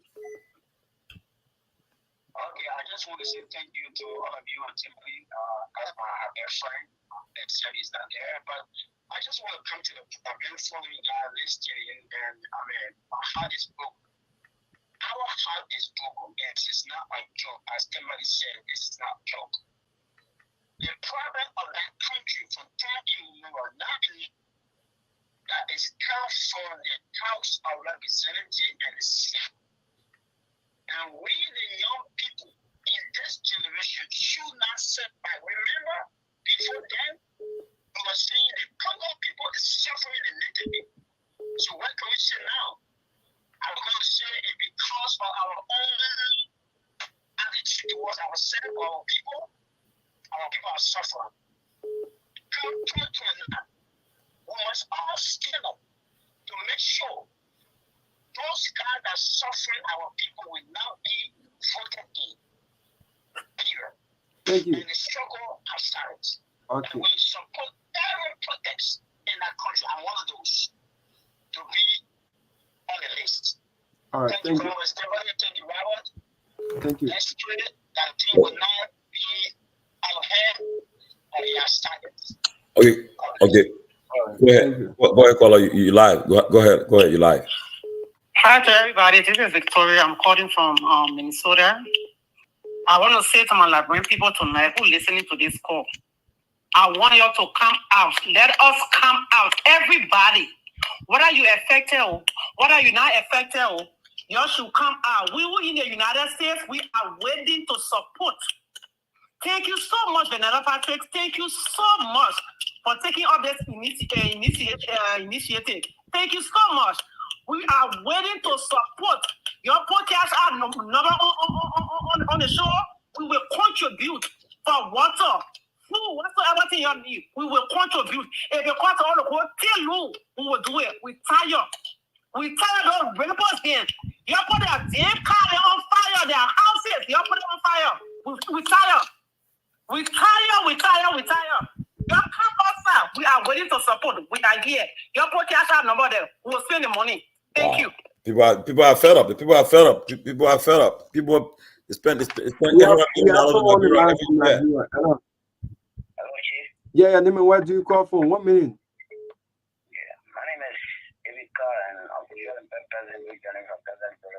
Okay, be audible. Go ahead.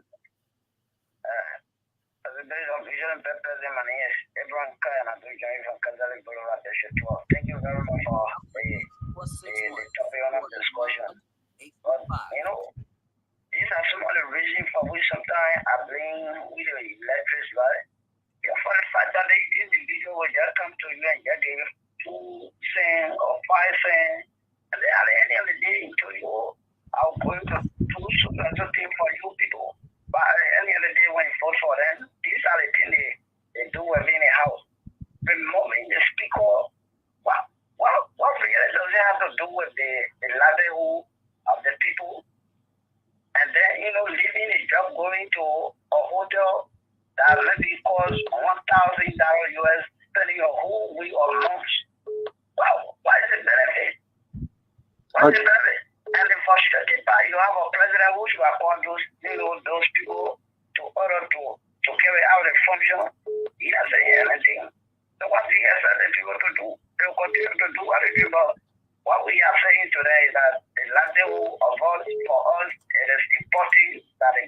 concession because for the fact that they are getting, the taxpayer money, they must be able to do a job and not, derail the peace of this country. For us, is the only thing that we have because without the peace, people will not be able to move freely. For them, they have green cards. They can leave from here anytime. All right. If you want it to them, they should be able to do the job. Thank you. Hello, caller. Hello, am I live? Yeah, you're live. Your name and where do you call from? Okay, my name is Ansu Sirleaf. I'm calling from Newport Road. Go ahead. 1 minute. 100%.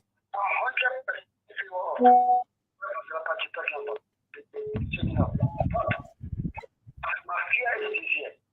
I think when the Supreme Court rule on Monday, I think we should wait.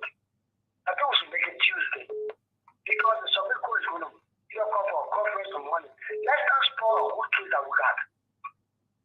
That's when the Supreme Court rule on Monday, and the Supreme Court is in favor of financial cover. If you look at okay, you guys who are not that, you don't have enough number. So there's no case. All right, thank you. If you have caller. All right, thank you. Hello, caller. Yeah, good evening. Yeah, name and where do you call from? Good evening, I'm Peabody. You're calling from the Power Town. Okay, go ahead. It's good to point. Yeah, I want to tell my money allow the church to go. For us, we are willing. We don't know where the church go anytime you want for us to be on it. Yeah, I don't want to be so money. I don't even want for this to preach. I want for you to be money. Because the guys are doing all the meaning, the junior, the meaning. They will go where they will not them go. They can't get one on us. They will not go outside. Go to see them and they'll go to see what we need to let fire around and do everything. Everything to come in the country here. We know the church will be, we know the staff will go to see what it is. And you'll be called the time and the church will be there live. Live will be down there. All right, thank you. Johnny, yeah, okay, go ahead, Brian. Johnny, I'm telling you, right? If the country on the edge, so everybody starts on that country, we're going to flame. I'm telling you, they should avoid the people do any mass protest. They will garner a lot of support. And hello, caller. Hello. Hello. Yeah, hello. How do you do, sir? I'm okay. Your name, where do you call from?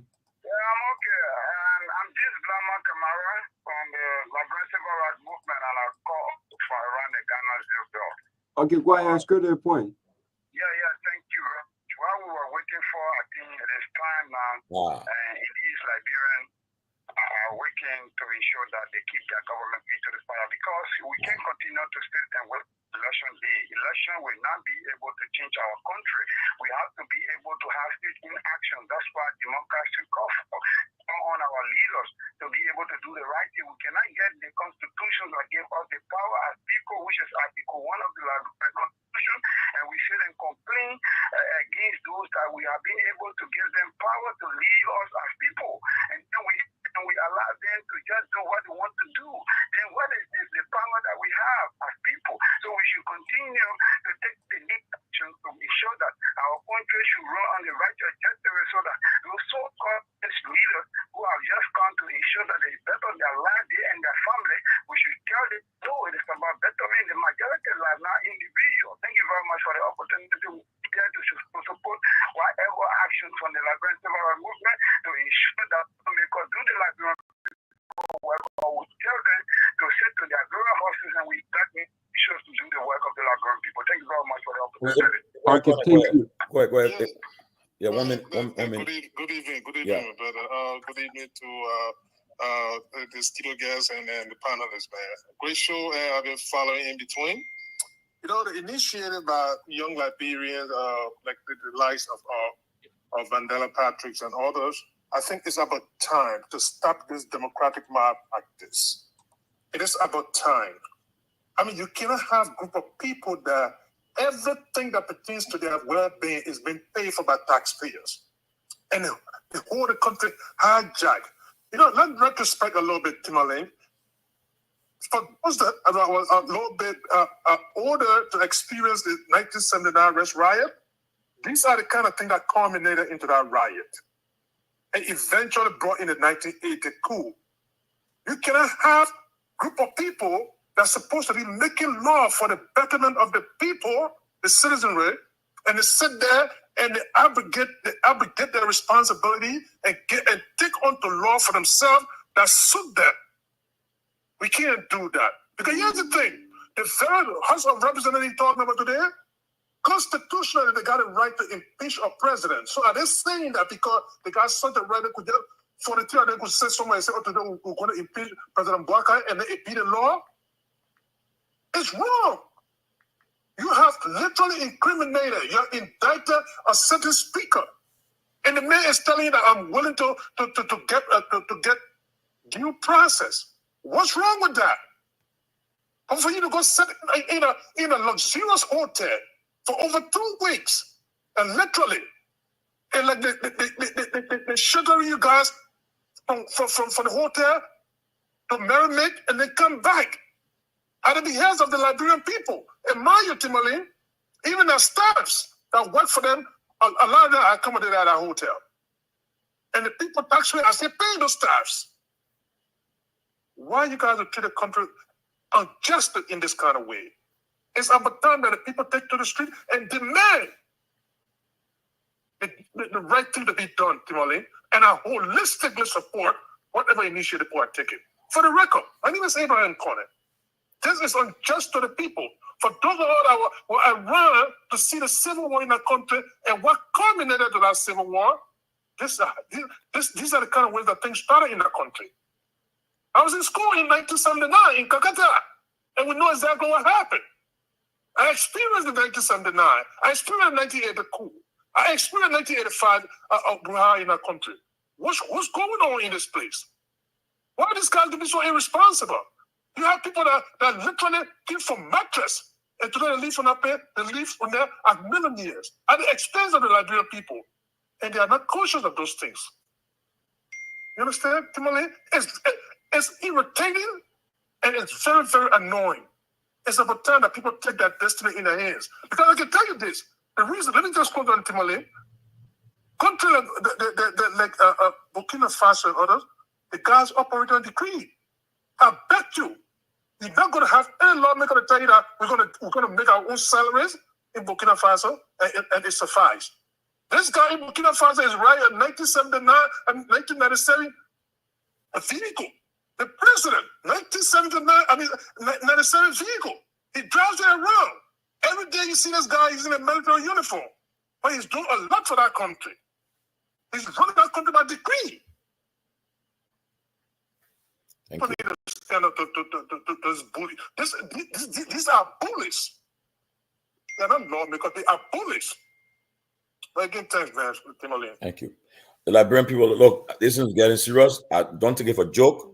The people are tired, especially so what they have gone through in the civil war they went through, and then to see where we have democracy in our own hands and we're playing with it like this.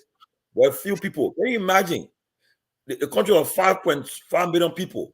You got only a few people that having the lion's share of the national pie. I mean, look at what's happening. Look at our national budget. How much money is set aside? Huh? You know? I mean, you understand this. It's a serious thing. Don't take it for a joke. The lawmakers then are listening to this program. I got two of my friends on the other side are listening to this program now. They've been texting me. I'm telling them, you will not have opportunity to drive the car you're driving or to be moving around in our country. Don't take heed to the people. The voice of the people is the voice of God. It's a serious thing. So it's not a joke. It's good. It's good that the country a hostage, a ransom. Like, guys, what you guys are doing? I mean, if you want to remove somebody, file a law.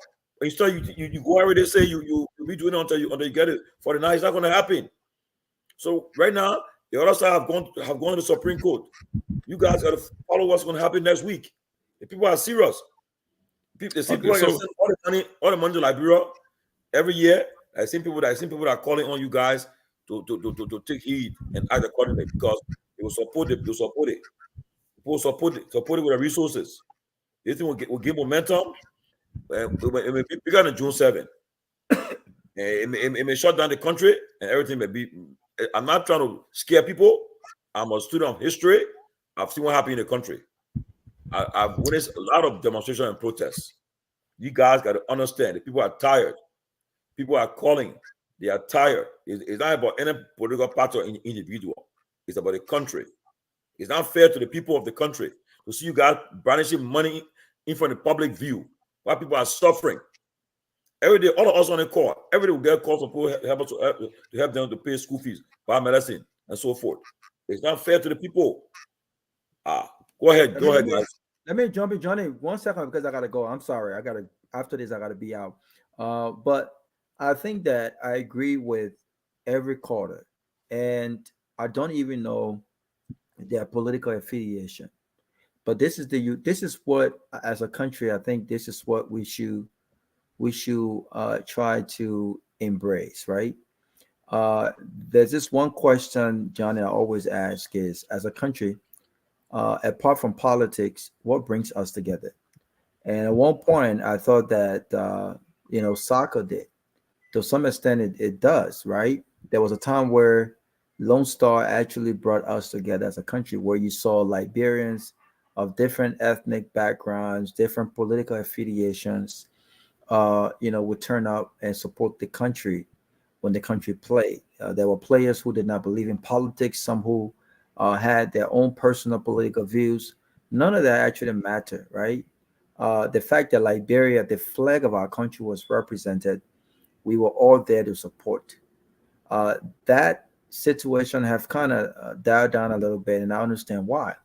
But apart from sports, when it comes to Liberia, what brings us together as Liberians?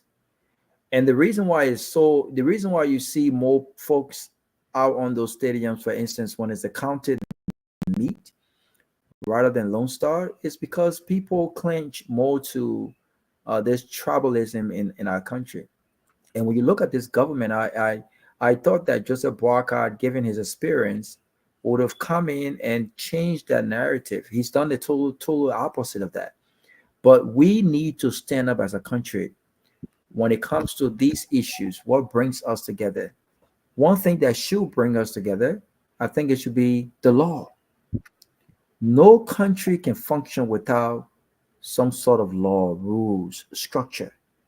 No organization can thrive without some kind of rules, law. This is the reason why every successful company, organization have what we call human resource department. Because even us as leaders, you can pay me hundreds of thousands of dollars. I can be with the company for 10, 15, 25, 40 years. It still does not exclude me from the process and the laws and what's right. What's right? At the end of the day, I think we as a country, if we start to embrace standing on the right side of the law, standing on the right side of history, standing on the right side of things, I think you will see us, go into this direction where we understand what we need to do as a people. Liberians are decent people. I'm not gonna lie to you. We may have our own problems, but we are decent people. We are decent people. There should be no reason why anyone, including the president of Liberia, stands for this, because this could, by extension, affect him. Imagine, and I think a lot of people have made this argument.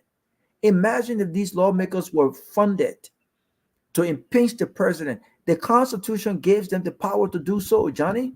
Imagine if these guys came one morning. Imagine this, in addition to that, if 5 or 10 million people, more people than actually voted, had a march across the country, not just in Monrovia, and say, you know what, Joseph Boakai that baby. Joseph Boakai that baby, he's acting like baby. He's not doing nothing. Imagine taking almost 5 months.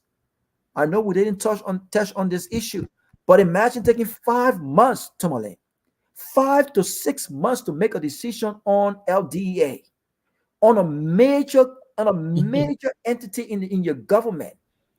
Imagine taking that long to make a decision whether or not the director and his deputies should go or not. Imagine, after you have a report on your decks for so long.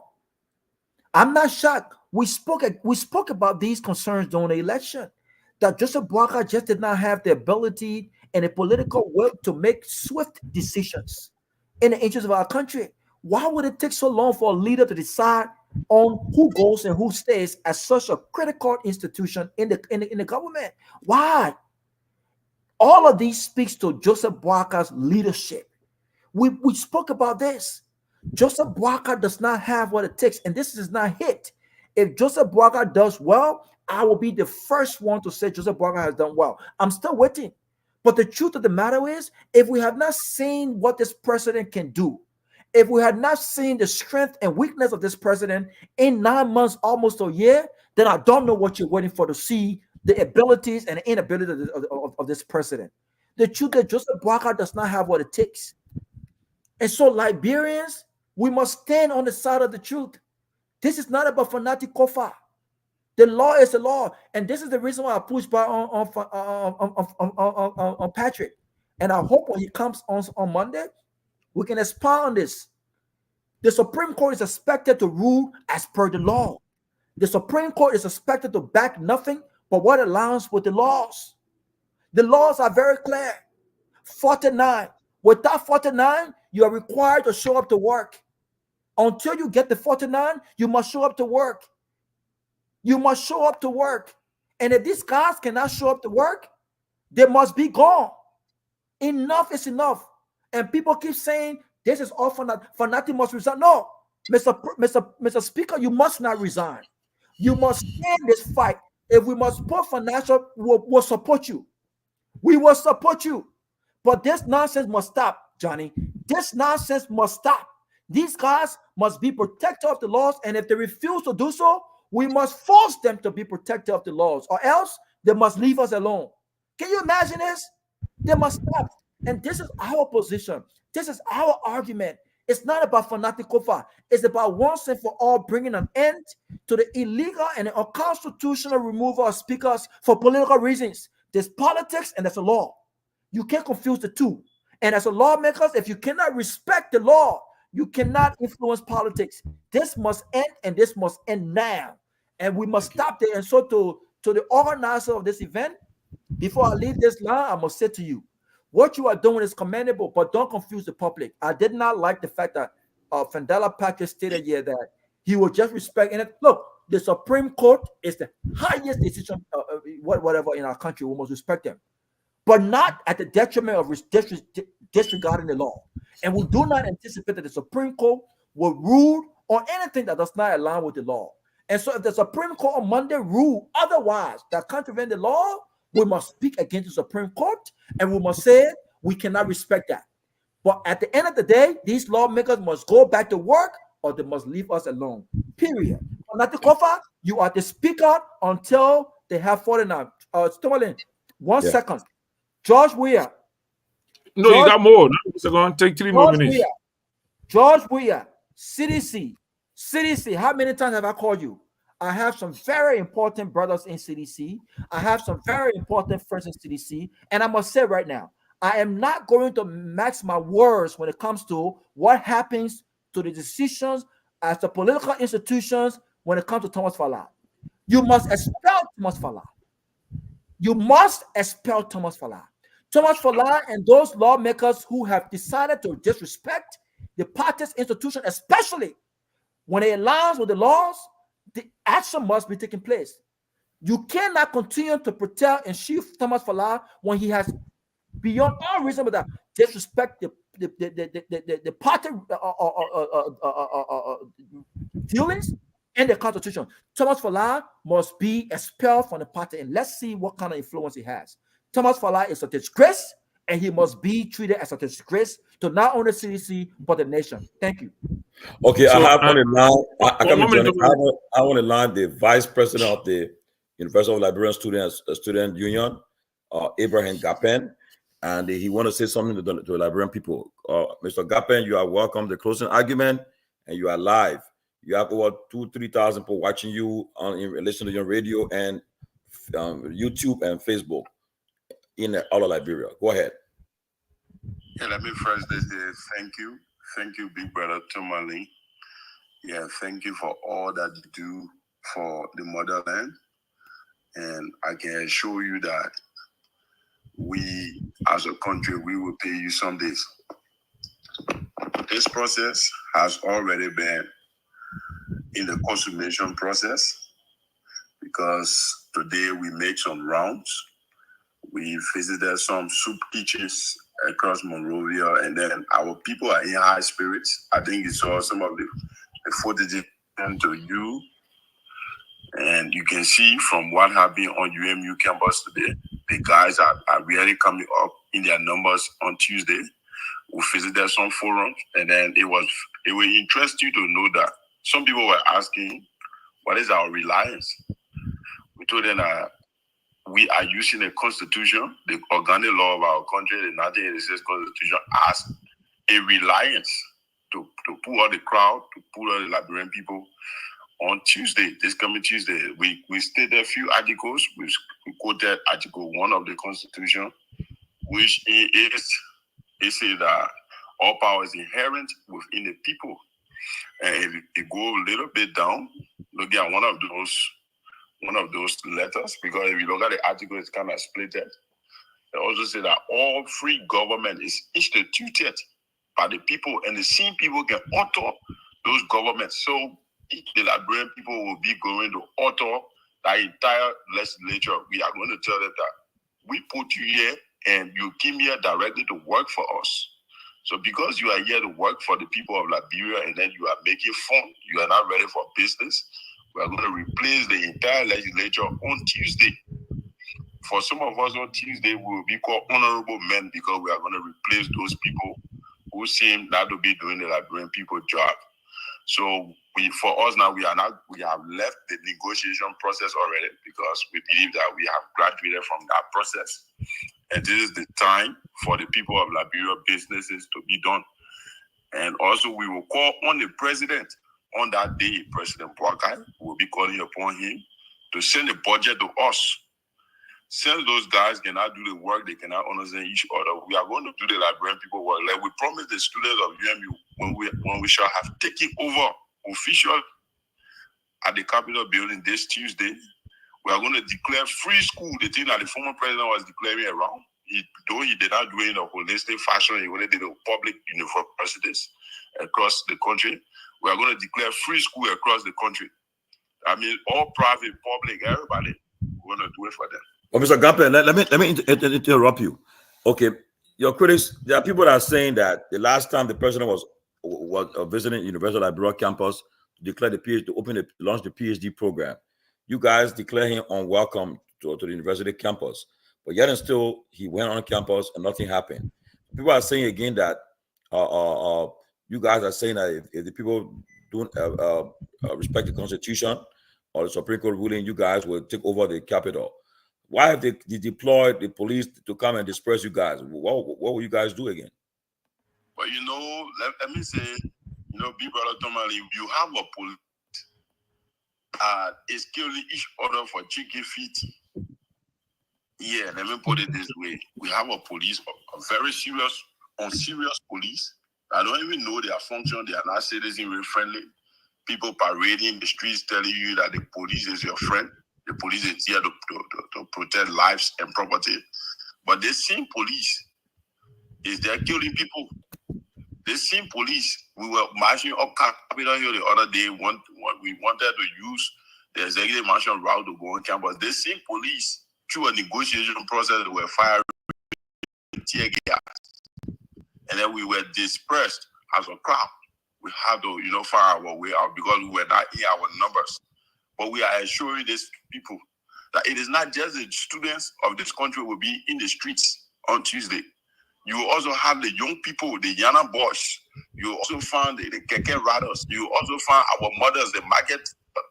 You will also find, people, the Zogos. Because you are working for the Liberian people. The people of Liberia, this is a grassroots something. It means that you don't have to have any qualification to join this particular movement. We are going to tell those people enough is enough. You cannot be having state resources and then be sent to RLJ in the name of camping and you are not doing nothing for the people of Liberia. The only thing you have to do, early morning, you take bath, you go get in a convoy, and then march to the capital while doing the Liberian people business. So we are saying to them, enough is enough. Enough is enough. We give you our power, and you are refusing to use our power in the most proper way. We are going to take back our power on Tuesday.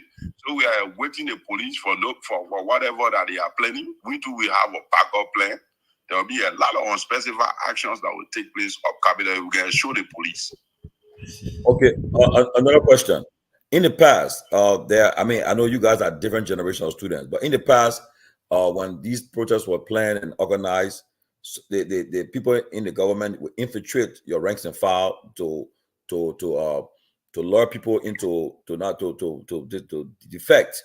What mechanisms in place this time around that you guys would not experience such a thing happening? Infiltrate you guys to the defect, called defections, and undermine your actions.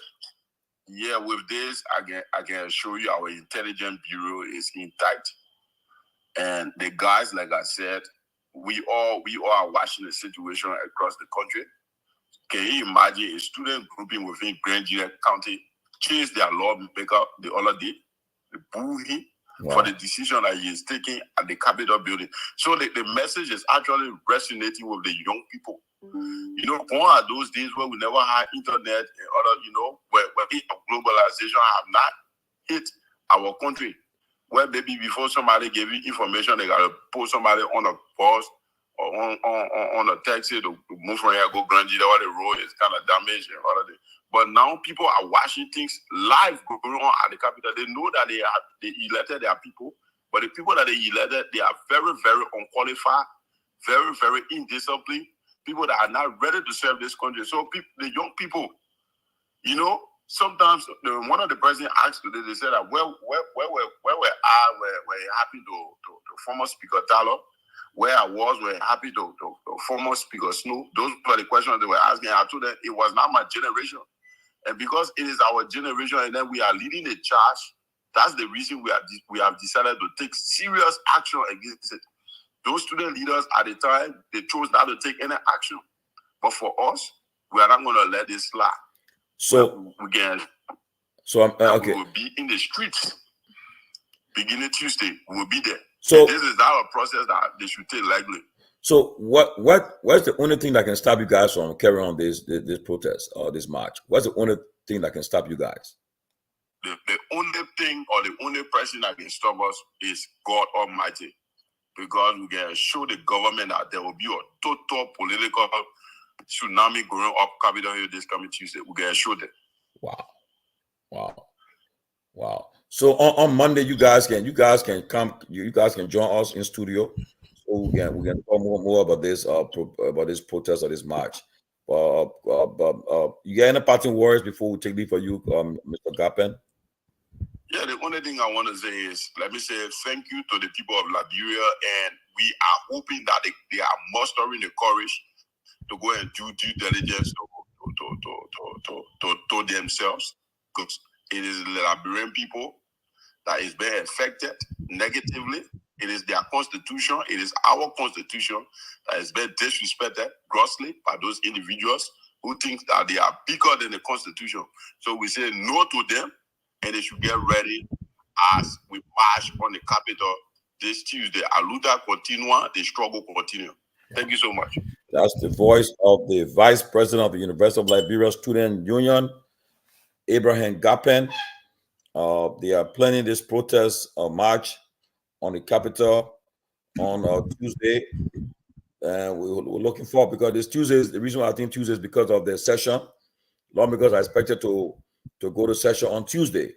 Supreme Court, the justice in chamber, Justice Yami Gbese, when he put a prohibition on he called on the lawmakers to stop everything they were doing and return to session, and he called for a conference on Monday, the 4th. So that means on Monday, the two sides will be appearing before the justice in chamber or the full bench. They go to Supreme Court for a conference. Depending on what the outcome of that conference, we expect them to see them in session Tuesday. The guys are saying, come Tuesday, they will be there waiting for them. So if they do not show up to work and go on for the session, whatever the case, they are going to make their way to take over the Capitol to act as lawmakers and so forth. So then, I know they will call Liberian police will come, tear gas will be with stuff, but then it may turn ugly because you don't have the numbers to overpower all these guys. So the best thing now, lawmakers that you are listening, as you guys listen to this show, watching, it's in your interest to find to honor the Supreme Court ruling, over the Supreme Court rules. You guys should honor it for peace to reign in the country. Or else, my fear is if you allow this thing to get out of hand, you guys may lose legitimacy. Professor Indebi, say something. We'll see you leaving.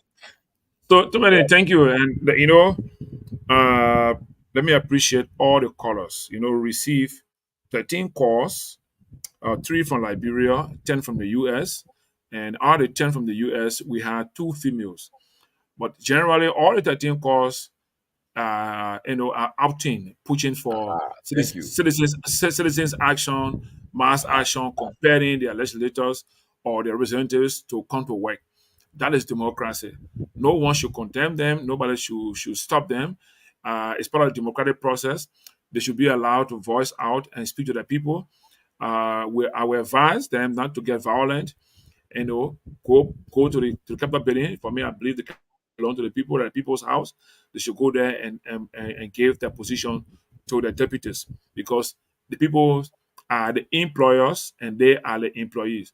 So clearly, I have no qualm of that. I have no issue. I hope and pray that they can succeed in doing what they want to do and compel their deputies to come to work and do Liberian people's work. So, I mean, what message you have for the Justice Minister, Councillor Twe, and the police director? Because he's the chairman of the Joint Security, and because what I've been witnessing in the past, using tear gas on the citizen when the poor are protesting and doing things. So I think like I would tell people, a protest turns violence from the way the government responds to the people when they're protesting. Because nobody living from their home with rocks, with stones, or with machetes or anything to go and protest. They go out with their body and their voice to go and speak.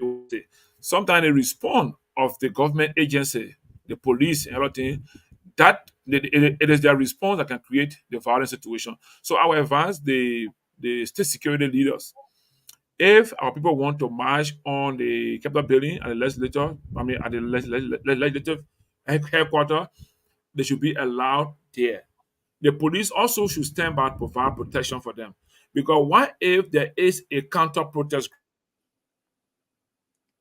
Protesting needs security.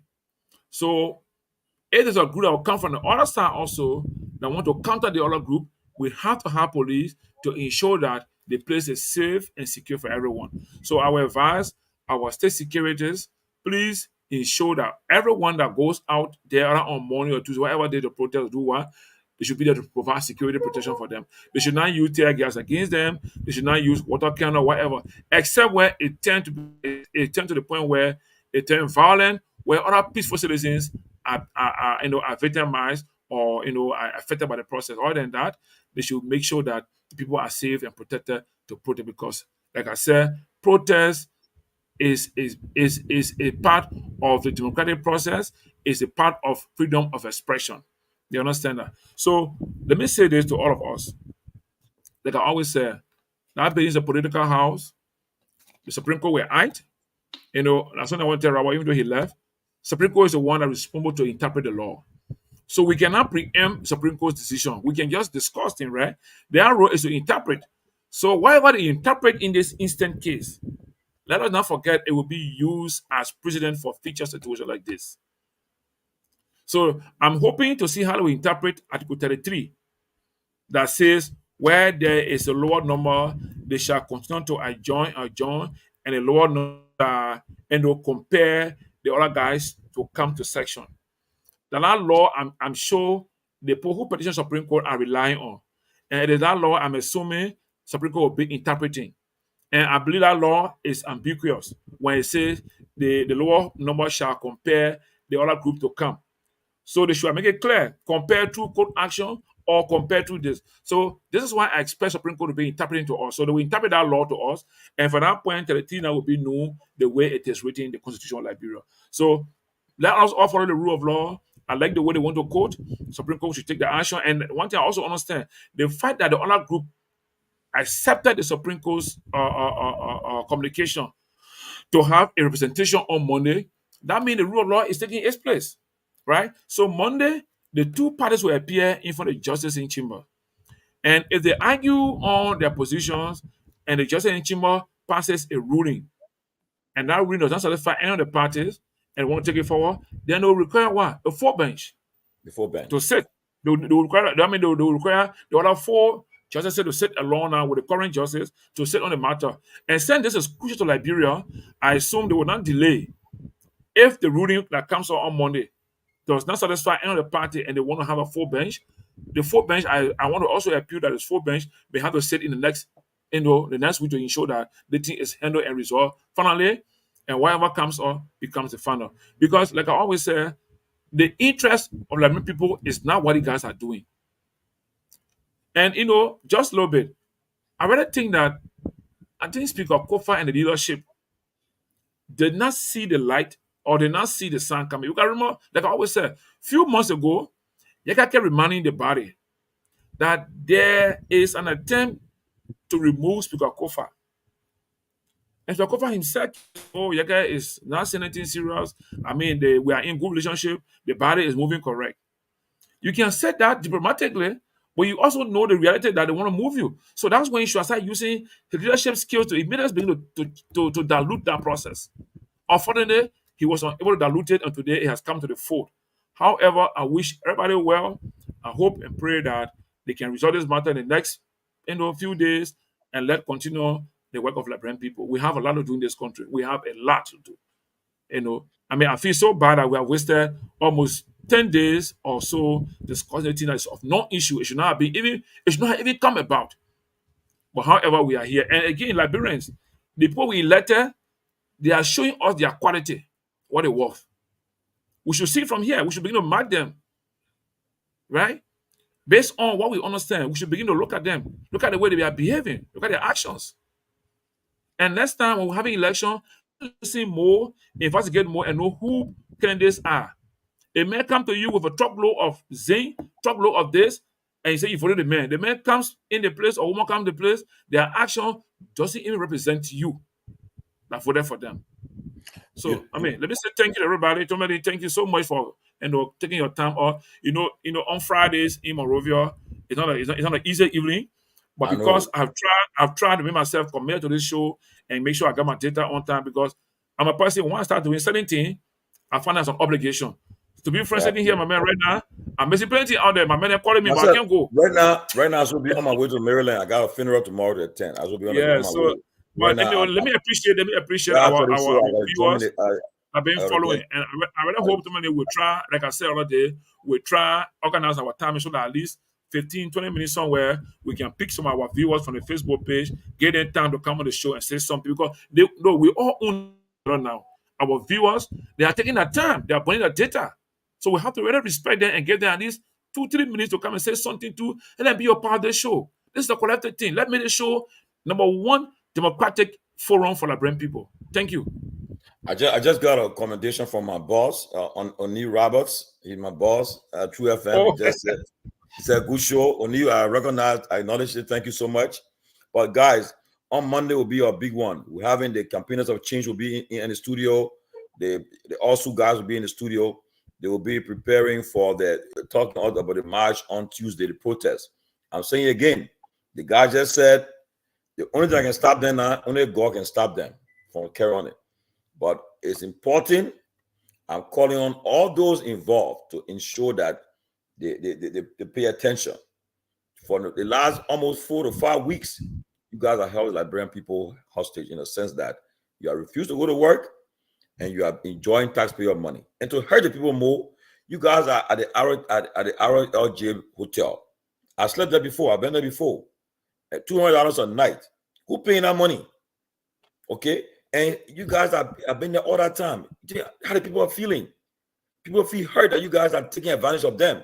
And now, people have a lot of grievances. Now, you see what's going to happen, and Johnny? Things they're probably holding in the heart now. They come in, just a little opportunity the people need. On Tuesday, And what I'm saying, people will get in the street and they will have no control over it. They shouldn't take it for a joke. The overload June 7 became a big one, one of the largest demonstrations in Liberian history. And I see the one coming again. If they're not careful, it will spread. People have been some people coming there with different motives, and then they care. When they start going after you guys, your new vehicles you guys just bought, they'll go after you guys. And the some people know where the money in the car, where part of the car, the money to go for it. People will just unleash on you guys, but the police are run away. I'll be frank. They think that because when they walk in to get it, I still got it. I get a Secret Service and protecting that. Give me a break. If very guys want to say, my chief mean to me that when I was telling you that they put to the money, they put to the bag. So watch what happened. People will descend on our capital and they will lose control. And when they lost control, it will be a problem. So they shouldn't take it for a joke. I think the guys didn't have the information for the you got to post the same way information up. I think they sent already. You can put it up.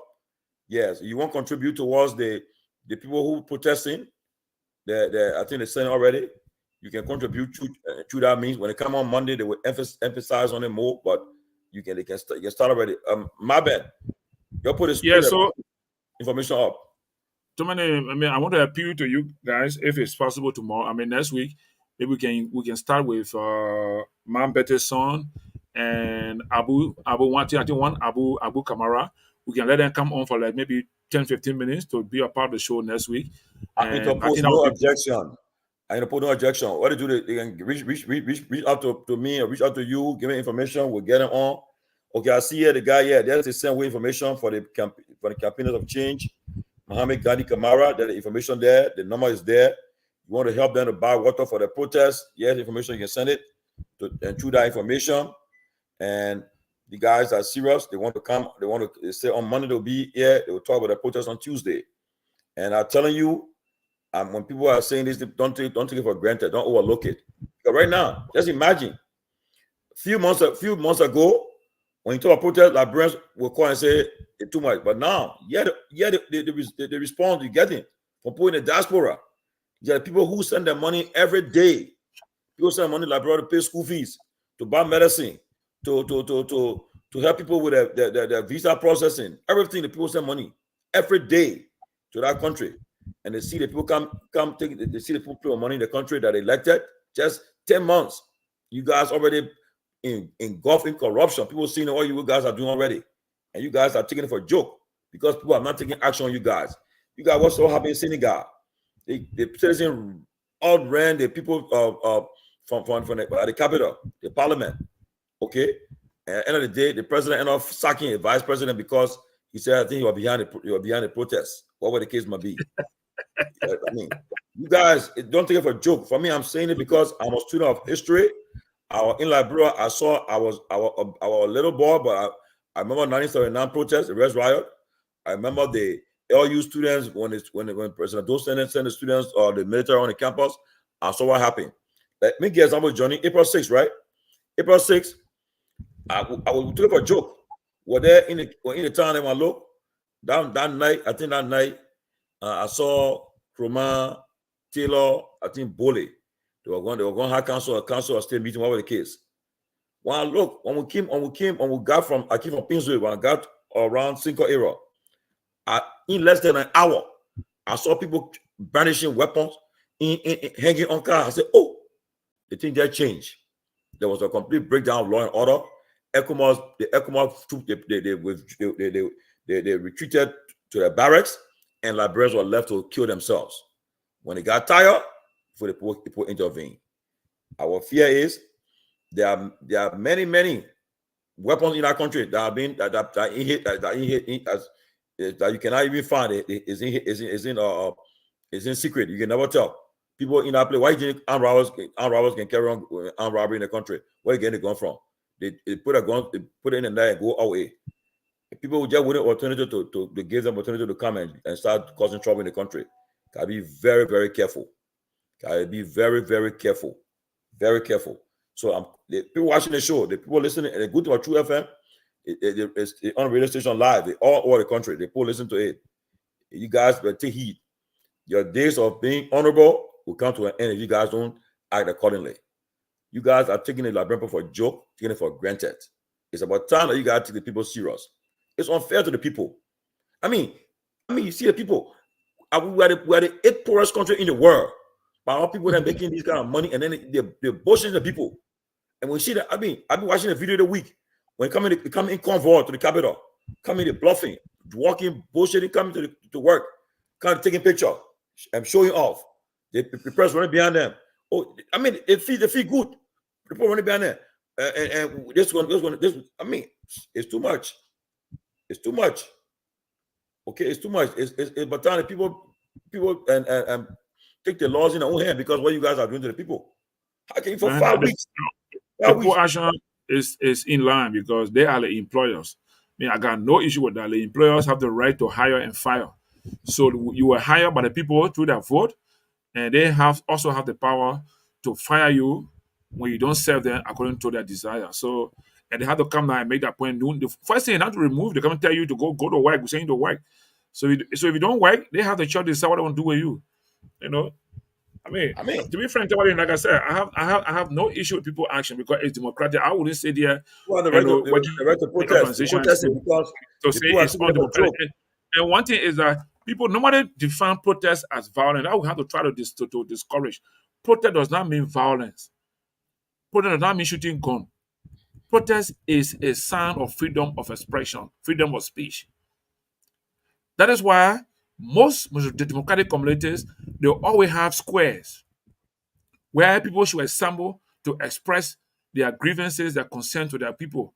The governors assemble to express their grievances to the governors. And the duty bearer is the government to listen and serve the people. So there's nothing wrong with protest. Nothing is wrong with protest. Protest is a sign of speech, is a freedom of expression. What happens in a protest is what can cause a problem.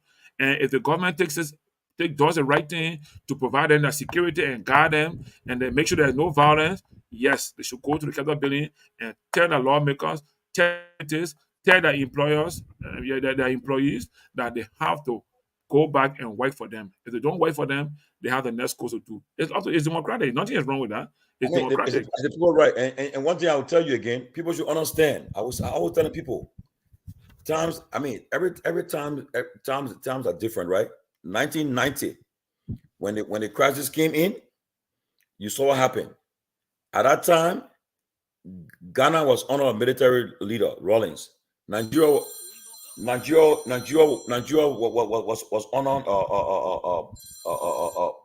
on a military leader, Bamagida. Guinea was on a Conte, military leader. You had Sierra Leone on General Momo. One person that was the guy who was chairman of ECOWAS, Jallah. He was a civilian man. So what they did, they took them some time to take a military decision and intervene in Liberia. It was easy. But nowadays, all the countries talking, most of them now, they are civilian leaders.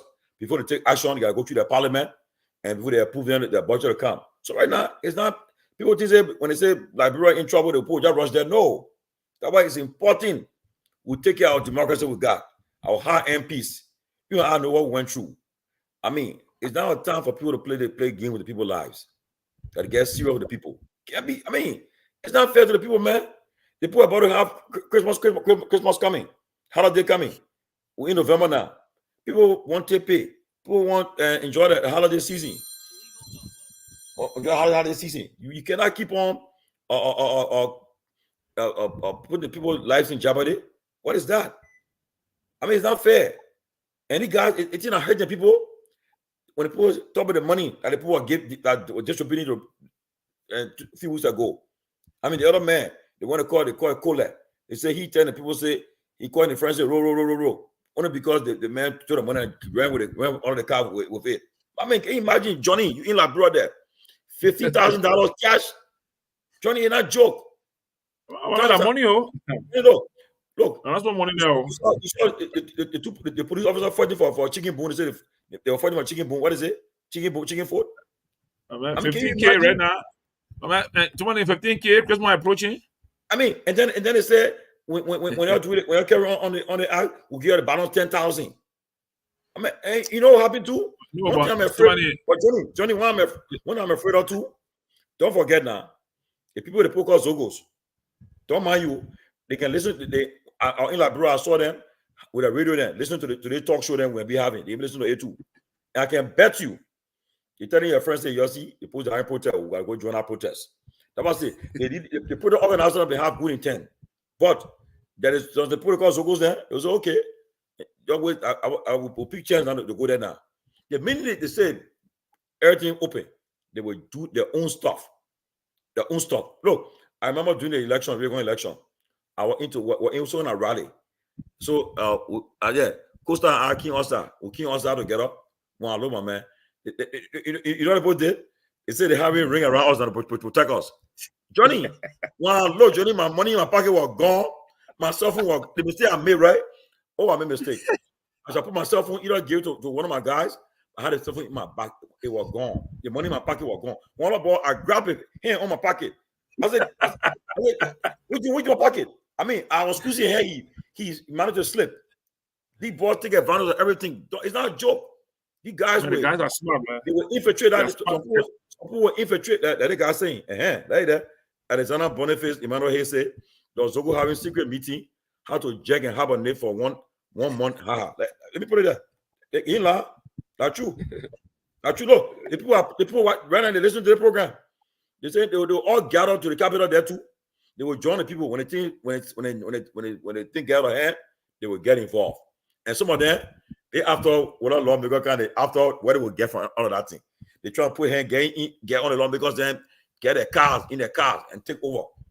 It's not a joke. Put it for a joke, but until they see reality, before they come to act accordingly. But yeah, but man, I mean, let's hope that will be peaceful and if it succeed. I want to Gongloe one talk. Kehleboe, go ahead. Who Gongloe? Kehleboe. I mean, Kehleboe going home now. You can't be coming later. We got 4 minutes. We got a few minutes. I'll be quick. I just want to remind our listeners and you and Johnny. A few weeks ago, when I was on this show, when the whole crisis started, I gave advice to Speaker Kofa, if you guys can recall. I said you must have two fund approach. One, you must organize the Patriot Day movement and fund it. Let people move in defense of democracy on the Capitol, while at the same time pursuing the legal front. Those two are mutually exclusive. You know, one does not have to be successful before you take the other one. They have nothing in common. Okay? So I would think it is at this point, in defense of democracy or a Patriot Day march on the Capitol by ordinary citizens will be quite in place to teach the lawmaker lessons. Because the Capitol building is the highest seat of political activities in Liberia, because that's the place where highest number of Liberians' interests are compromised. 73 electoral districts in the country. People come from there. Johnny, hold on. I got to take the call quick. But go ahead, Kehleboe. So I will end right there. Yeah, I mean, I think it's a good idea too. For me, what I would advise is whatever is happening, let it be considered as a democratic process, peaceful assembly, making your views and petition known to the people who should hear you and act. You know, I think it's a good approach. Nothing wrong with that. As democracy, we are growing. You know, before then, we didn't have all these opportunities coming where people will speak out against their representatives or senators. So now that this is not happening, I have no issue with Liberians assembly and legislature at the capability to register their views and ensure that the right things happen. I'm just wondering whether they will succeed, but it's up to them. It's up to the funders and the organizers, because this is also going to be a financial burden. Also, to mobilize 10,000 person, you need to spend to do, and that's one thing. Yeah, they need money for that. Though. Yeah. Johnny, let me say this to you. There is this concern about peaceful violence and peaceful protest. Here is my argument against that notion. Every single minute, every single second, every single hour in Liberia, corrupt politicians are instituting violence against ordinary Liberians. Great. Whenever you push the people at the margin of society, whenever your actions and policies make the people poor, poverty is the highest form of violence against people. So these guys are making our people impoverished by their actions, by their corruption, by their inactions, by their own concussion, and what have you. The people have the right to fight back. Whatever tools available to them. The tools available to them, they have their 2 legs, they have their mouth, they have their hands. They can go and use it whatever way. If it means blocking the street, if it means breaking the Capitol building, that is what is available to them. The people have the right. Every single day, the corruption at the Capitol building is pushing our people at the margin of society. They are pushing the people at the periphery of the society. They are making our people poor. Today, just this evening, so my neighbor here in Derby, his sister just died in Liberia because no drugs in the hospital. That's violence against the people. How do you explain that? I just got off the phone with somebody. They just called me to say we inciting. I said we're not inciting. The person said that. I don't care. I come in. Let me finish. Kehleboe. The person said they are one of the people on the other side. They said the big person. The person saying that they already been targeted. People are targeting them. So because of that, they have to change their car. They're not riding an official car right now because of they've been targeted. But I told the person, I said it's not something that we target anyone. One about to get hurt, but it's not fair to the people of Liberia too. Like you guys are taking it for granted. You guys are at your respective homes. You are at a hotel where people see you guys are whining and dining. Somebody said they went there, they saw you guys drinking, having fun there in a lobby. You're drinking, laughing. People people outside the place there, where your security are all there. People are kept away from the hotel. Your security all around the place. People say they just support you to beg you to say they need help. And you guys are there and whining and dining in front of people. The people are looking at you guys doing these things. Come here, you're coming outside with your security barricade. You guys come up with your heavy security. Get in your dark SUV and your drive away. Then you're saying that people are inciting you. No. Wait, Tomani, why are they saying that our conversation is inciting people? I said, don't you incite anybody? I said, it's not right for people to protest. Right, they can protest. You know that, right? I said because the reality is that. But Tomani, if you're the quality person, we can even. How can you say our discussion is inciting people? Right? Yeah. If your action. You see that the problem, I didn't want to be too hard, but look, we cannot take our time and entrust you on the social contract theory. You understand? Entrust you and elect you as our deputy to go and speak on our behalf, represent us, and you go and behave on your own. Look, then you want to tell me something inciting you. I beg them, driving a car. The man go far, you know. $100,000 car. The man go far, yeah. The man go far because we have capacity to do things that they don't understand. They will not go far. We all trying to be calm. We want to make sure that bro go forward. We are being involved. We are in places where they do not know what's happening around them. What the person? We're not inciting. We are just fighting guardians. Let me announce on Monday we have. But I'm blaming that. I put one case of when we went in the ring and wanted to go to get empowered. What did they about inciting? Argument. Yeah. This is where we close the argument. And I don't like the fact that sometimes you try to shield some. Hey, but you don't have money by that talk. Let's get about Togar. On Magibi Kante, that is right $100,000 car in Liberia. His salary cannot buy. That's Clara's guy. That's Clara's guy that is riding that car of Magibi. That your own Kante representative. He is right $100,000 car in Liberia. His salary cannot afford it. He's one of the most corrupt idiots in our House of Representatives. Wow. You know. Yes. I listen to the guy. He can't even speak good English. But you know something? I'll tell you this though. On Monday we have the campaigners of change, and the also guys will be here to talk about the protest and the march on the Capitol. guys, Kehleboe, I know Kehleboe is having a special program. He's doing something right now that you don't see Kehleboe. Kehleboe is part of he monitors the show, but what he's doing presently during our time we're on the show, that's why you don't see him physically, but he is following the show, and he's somebody who we need for guidance in the kind of issue. Kehleboe that the rest when they say the guy with the brave and the strong meat, the progressive, the strong guys who been in the team for a long time. That they're trying to do politics, like, bro. The guys have been in the team for a long time. That during the days they have what they call react.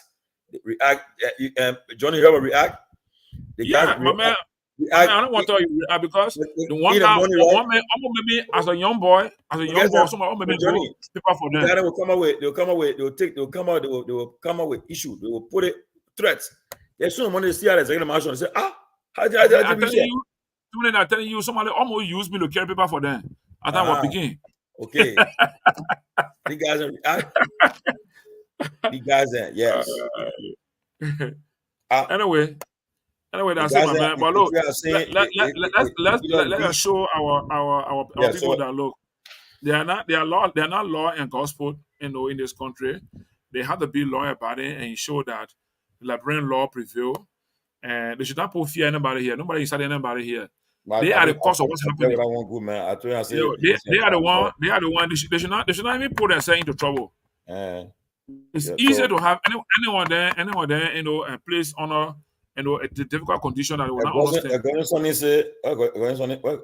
He says, if the right keke will know the house, oh my God, you guys are serious. No joke about it, man.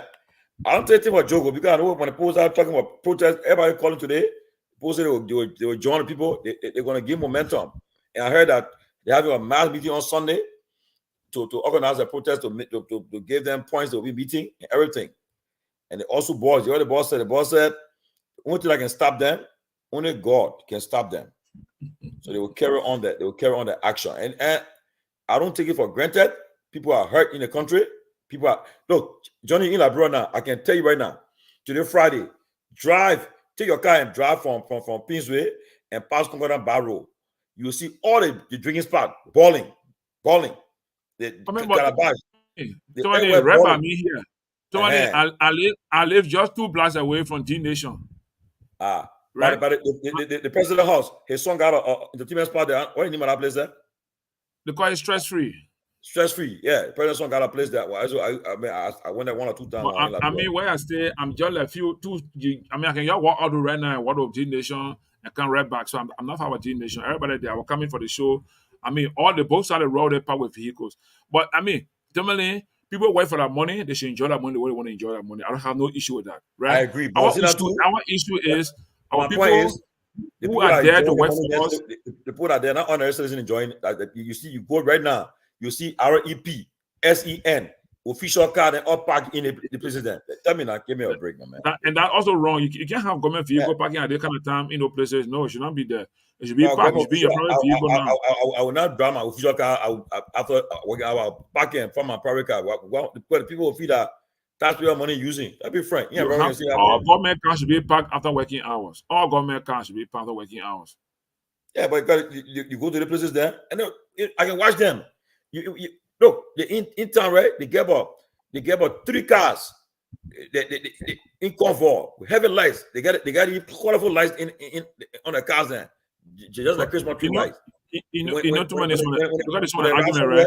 The government say 4 cell phones. 1.4 cell phone. Why you did 4 cell phone for? Man, they get 4 cell phone. They got it. The power band. I don't want who in it. Then they hold it. Who they see them. They see that everybody won't be showing off. The honorable. Yes. Where's that? But I say they better put us in check. But again, the bottom line is the electorate. We have to build a consciousness in the country. We have to build the consciousness of the people. When people are conscious of their system, we know how to make decisions on who become the deputy in the House of Representatives. Other than that, we keep the same thing. 2005, people went in that house. The same thing. 2011, people went in that place. The same thing. 2017, 2023.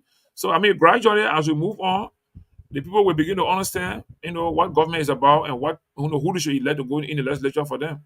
But anyway, let's hope that next week They will make peace. They will reconcile their differences and go back to work for Liberian people. Well, Johnny, I Thank you. hope you're on the ballot 2029. I hope you're on the Man, ballot. too many, man. I hope you should not. I think you look at it. The district, forget about the Senate yet. It will take time. Start from somewhere.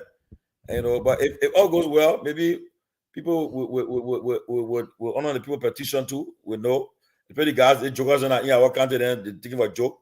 They're thinking about joke. No, Keep on making fun. Too many. Politically is good. Even though I did not win the election, but I'm still doing things within my own capacity. But trust me, though.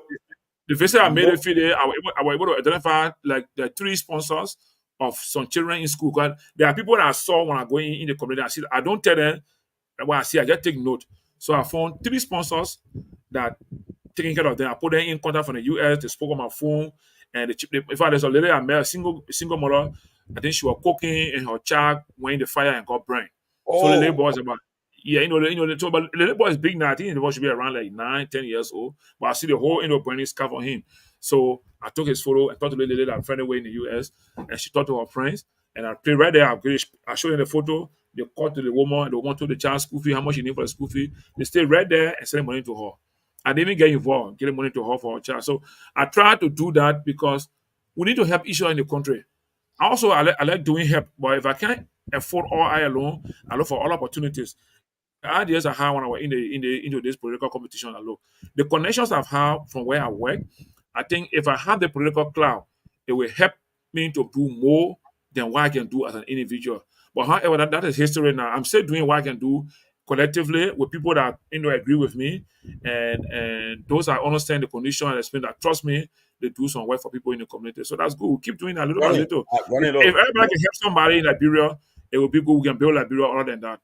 Okay, guys, Johnny, look, knowing you, I've got to know you, and trust me, I believe you have been one of the best senators in the legislature, in the Senate. If have you won? I know your interaction, what we talk in the background. I know how you feel about Liberia, your people, and it's thinking about it. Not that you're doing it for money, but you work with a very good institution that you make good money. So that it's not like you're coming there for money. Is that what you're coming there for? No, because as I know, I understand. I know you are. Yeah, but too many. What thing may be true, but there are people who are also come my same character. Also, like the people have come to the same platform with the same party that are talking about being patriotic, want to serve. They elect them and they take the position and they do the wrong thing. So it costs for everybody. You can't rule that out. People have come with the same thing I'm talking about here. People have trusted them and given them the same position to perform as representative and senator for them. They turn around and go back to do the wrong thing. So they prepare for everybody else. I'm aware of that. So I don't blame them. The guy with the whistleblower, Luther Collins, that guy, he worked with the UN system. He's well settled. So that money not a problem. So when he exposed them, so that he came with good intention to change it, but then see what happened. But before we leave, let me announce on Monday we have the guys here. We'll be talking about the protest, the march, the campaigners of change, and the Universal Liberian Student Union will be here. I want to say we'll be welcoming them. We'll talk about what's happening, and I want to say finally, all those you guys know yourselves who are involved in this trouble in our country right now. We know all of y'all who been involved clandestinely try to get the speaker out to. You're trying to undermine the process. We know your names. But because of certain things, we won't call you out, but we'll call you out next week. You better do everything to stop what's happening, else we'll call you out. You who left today to go to one county to encourage somebody to defect, you better stop it. We know y'all. Y'all better stop it. When the Liberian people get mad with you because it's not fair to you doing to the country, you stop it. Who are involved, we know y'all. Even some of our friends are involved, we know y'all, we'll call your name. You stop it. You stop it. Let it get Veronica. Benjamin said. Benjamin, comment on that. I mean, they get my sister Veronique Kodu George. She said she worked with Luther Collins. I work with him on and in my hat. You see that witness there? Benjamin Jonas saying what? Benjamin Jonas saying he said loot their homes. Yeah. Not joking. Benjamin, no guys, looting. No looting, Benjamin, no looting. guys, Myean D. Torgbean, Ansu Sirleaf, Aaron Jallah. I'll talk to you guys in the VIP room. Y'all take care. We'll try to have a good weekend. I'm about to go to Maryland for a funeral tomorrow. So let you guys go. I gotta drive 2 hours from now. So, but all right, man. Thank you. But you guys have a good weekend, everybody. All right, thank you. What the guy saying, Mr. Joy? You don't want to join from the speaker? Hey man, I don't want to join from the speaker. In America, in the best country in the world, I don't want to join from the speaker again. I mean, I take a pin next week, my man. So I'll get better miles. So don't big, yeah. Thank you, Vero. I'll see you guys, man. Marvin, I'll take over, okay? Thank you a lot. All right, thank you.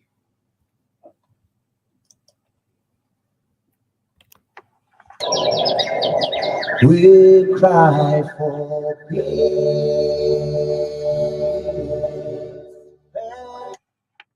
So for that's it. You just listen to the closing argument on Truth 96.1 and other frequencies across Liberia and relay this broadcast.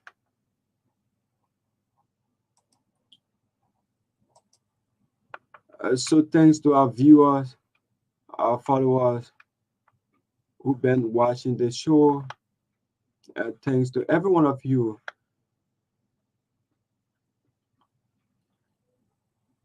So you can join this station on Monday at the same time for another fascinating edition of the show, the closing argument.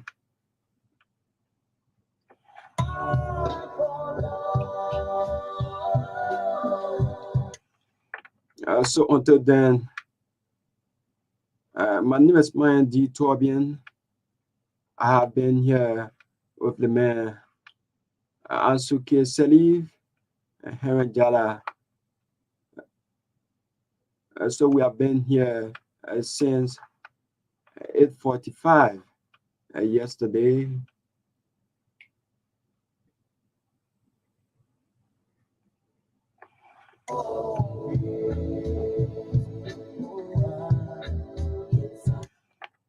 So thanks for following. I do have yourself a wonderful time from my end.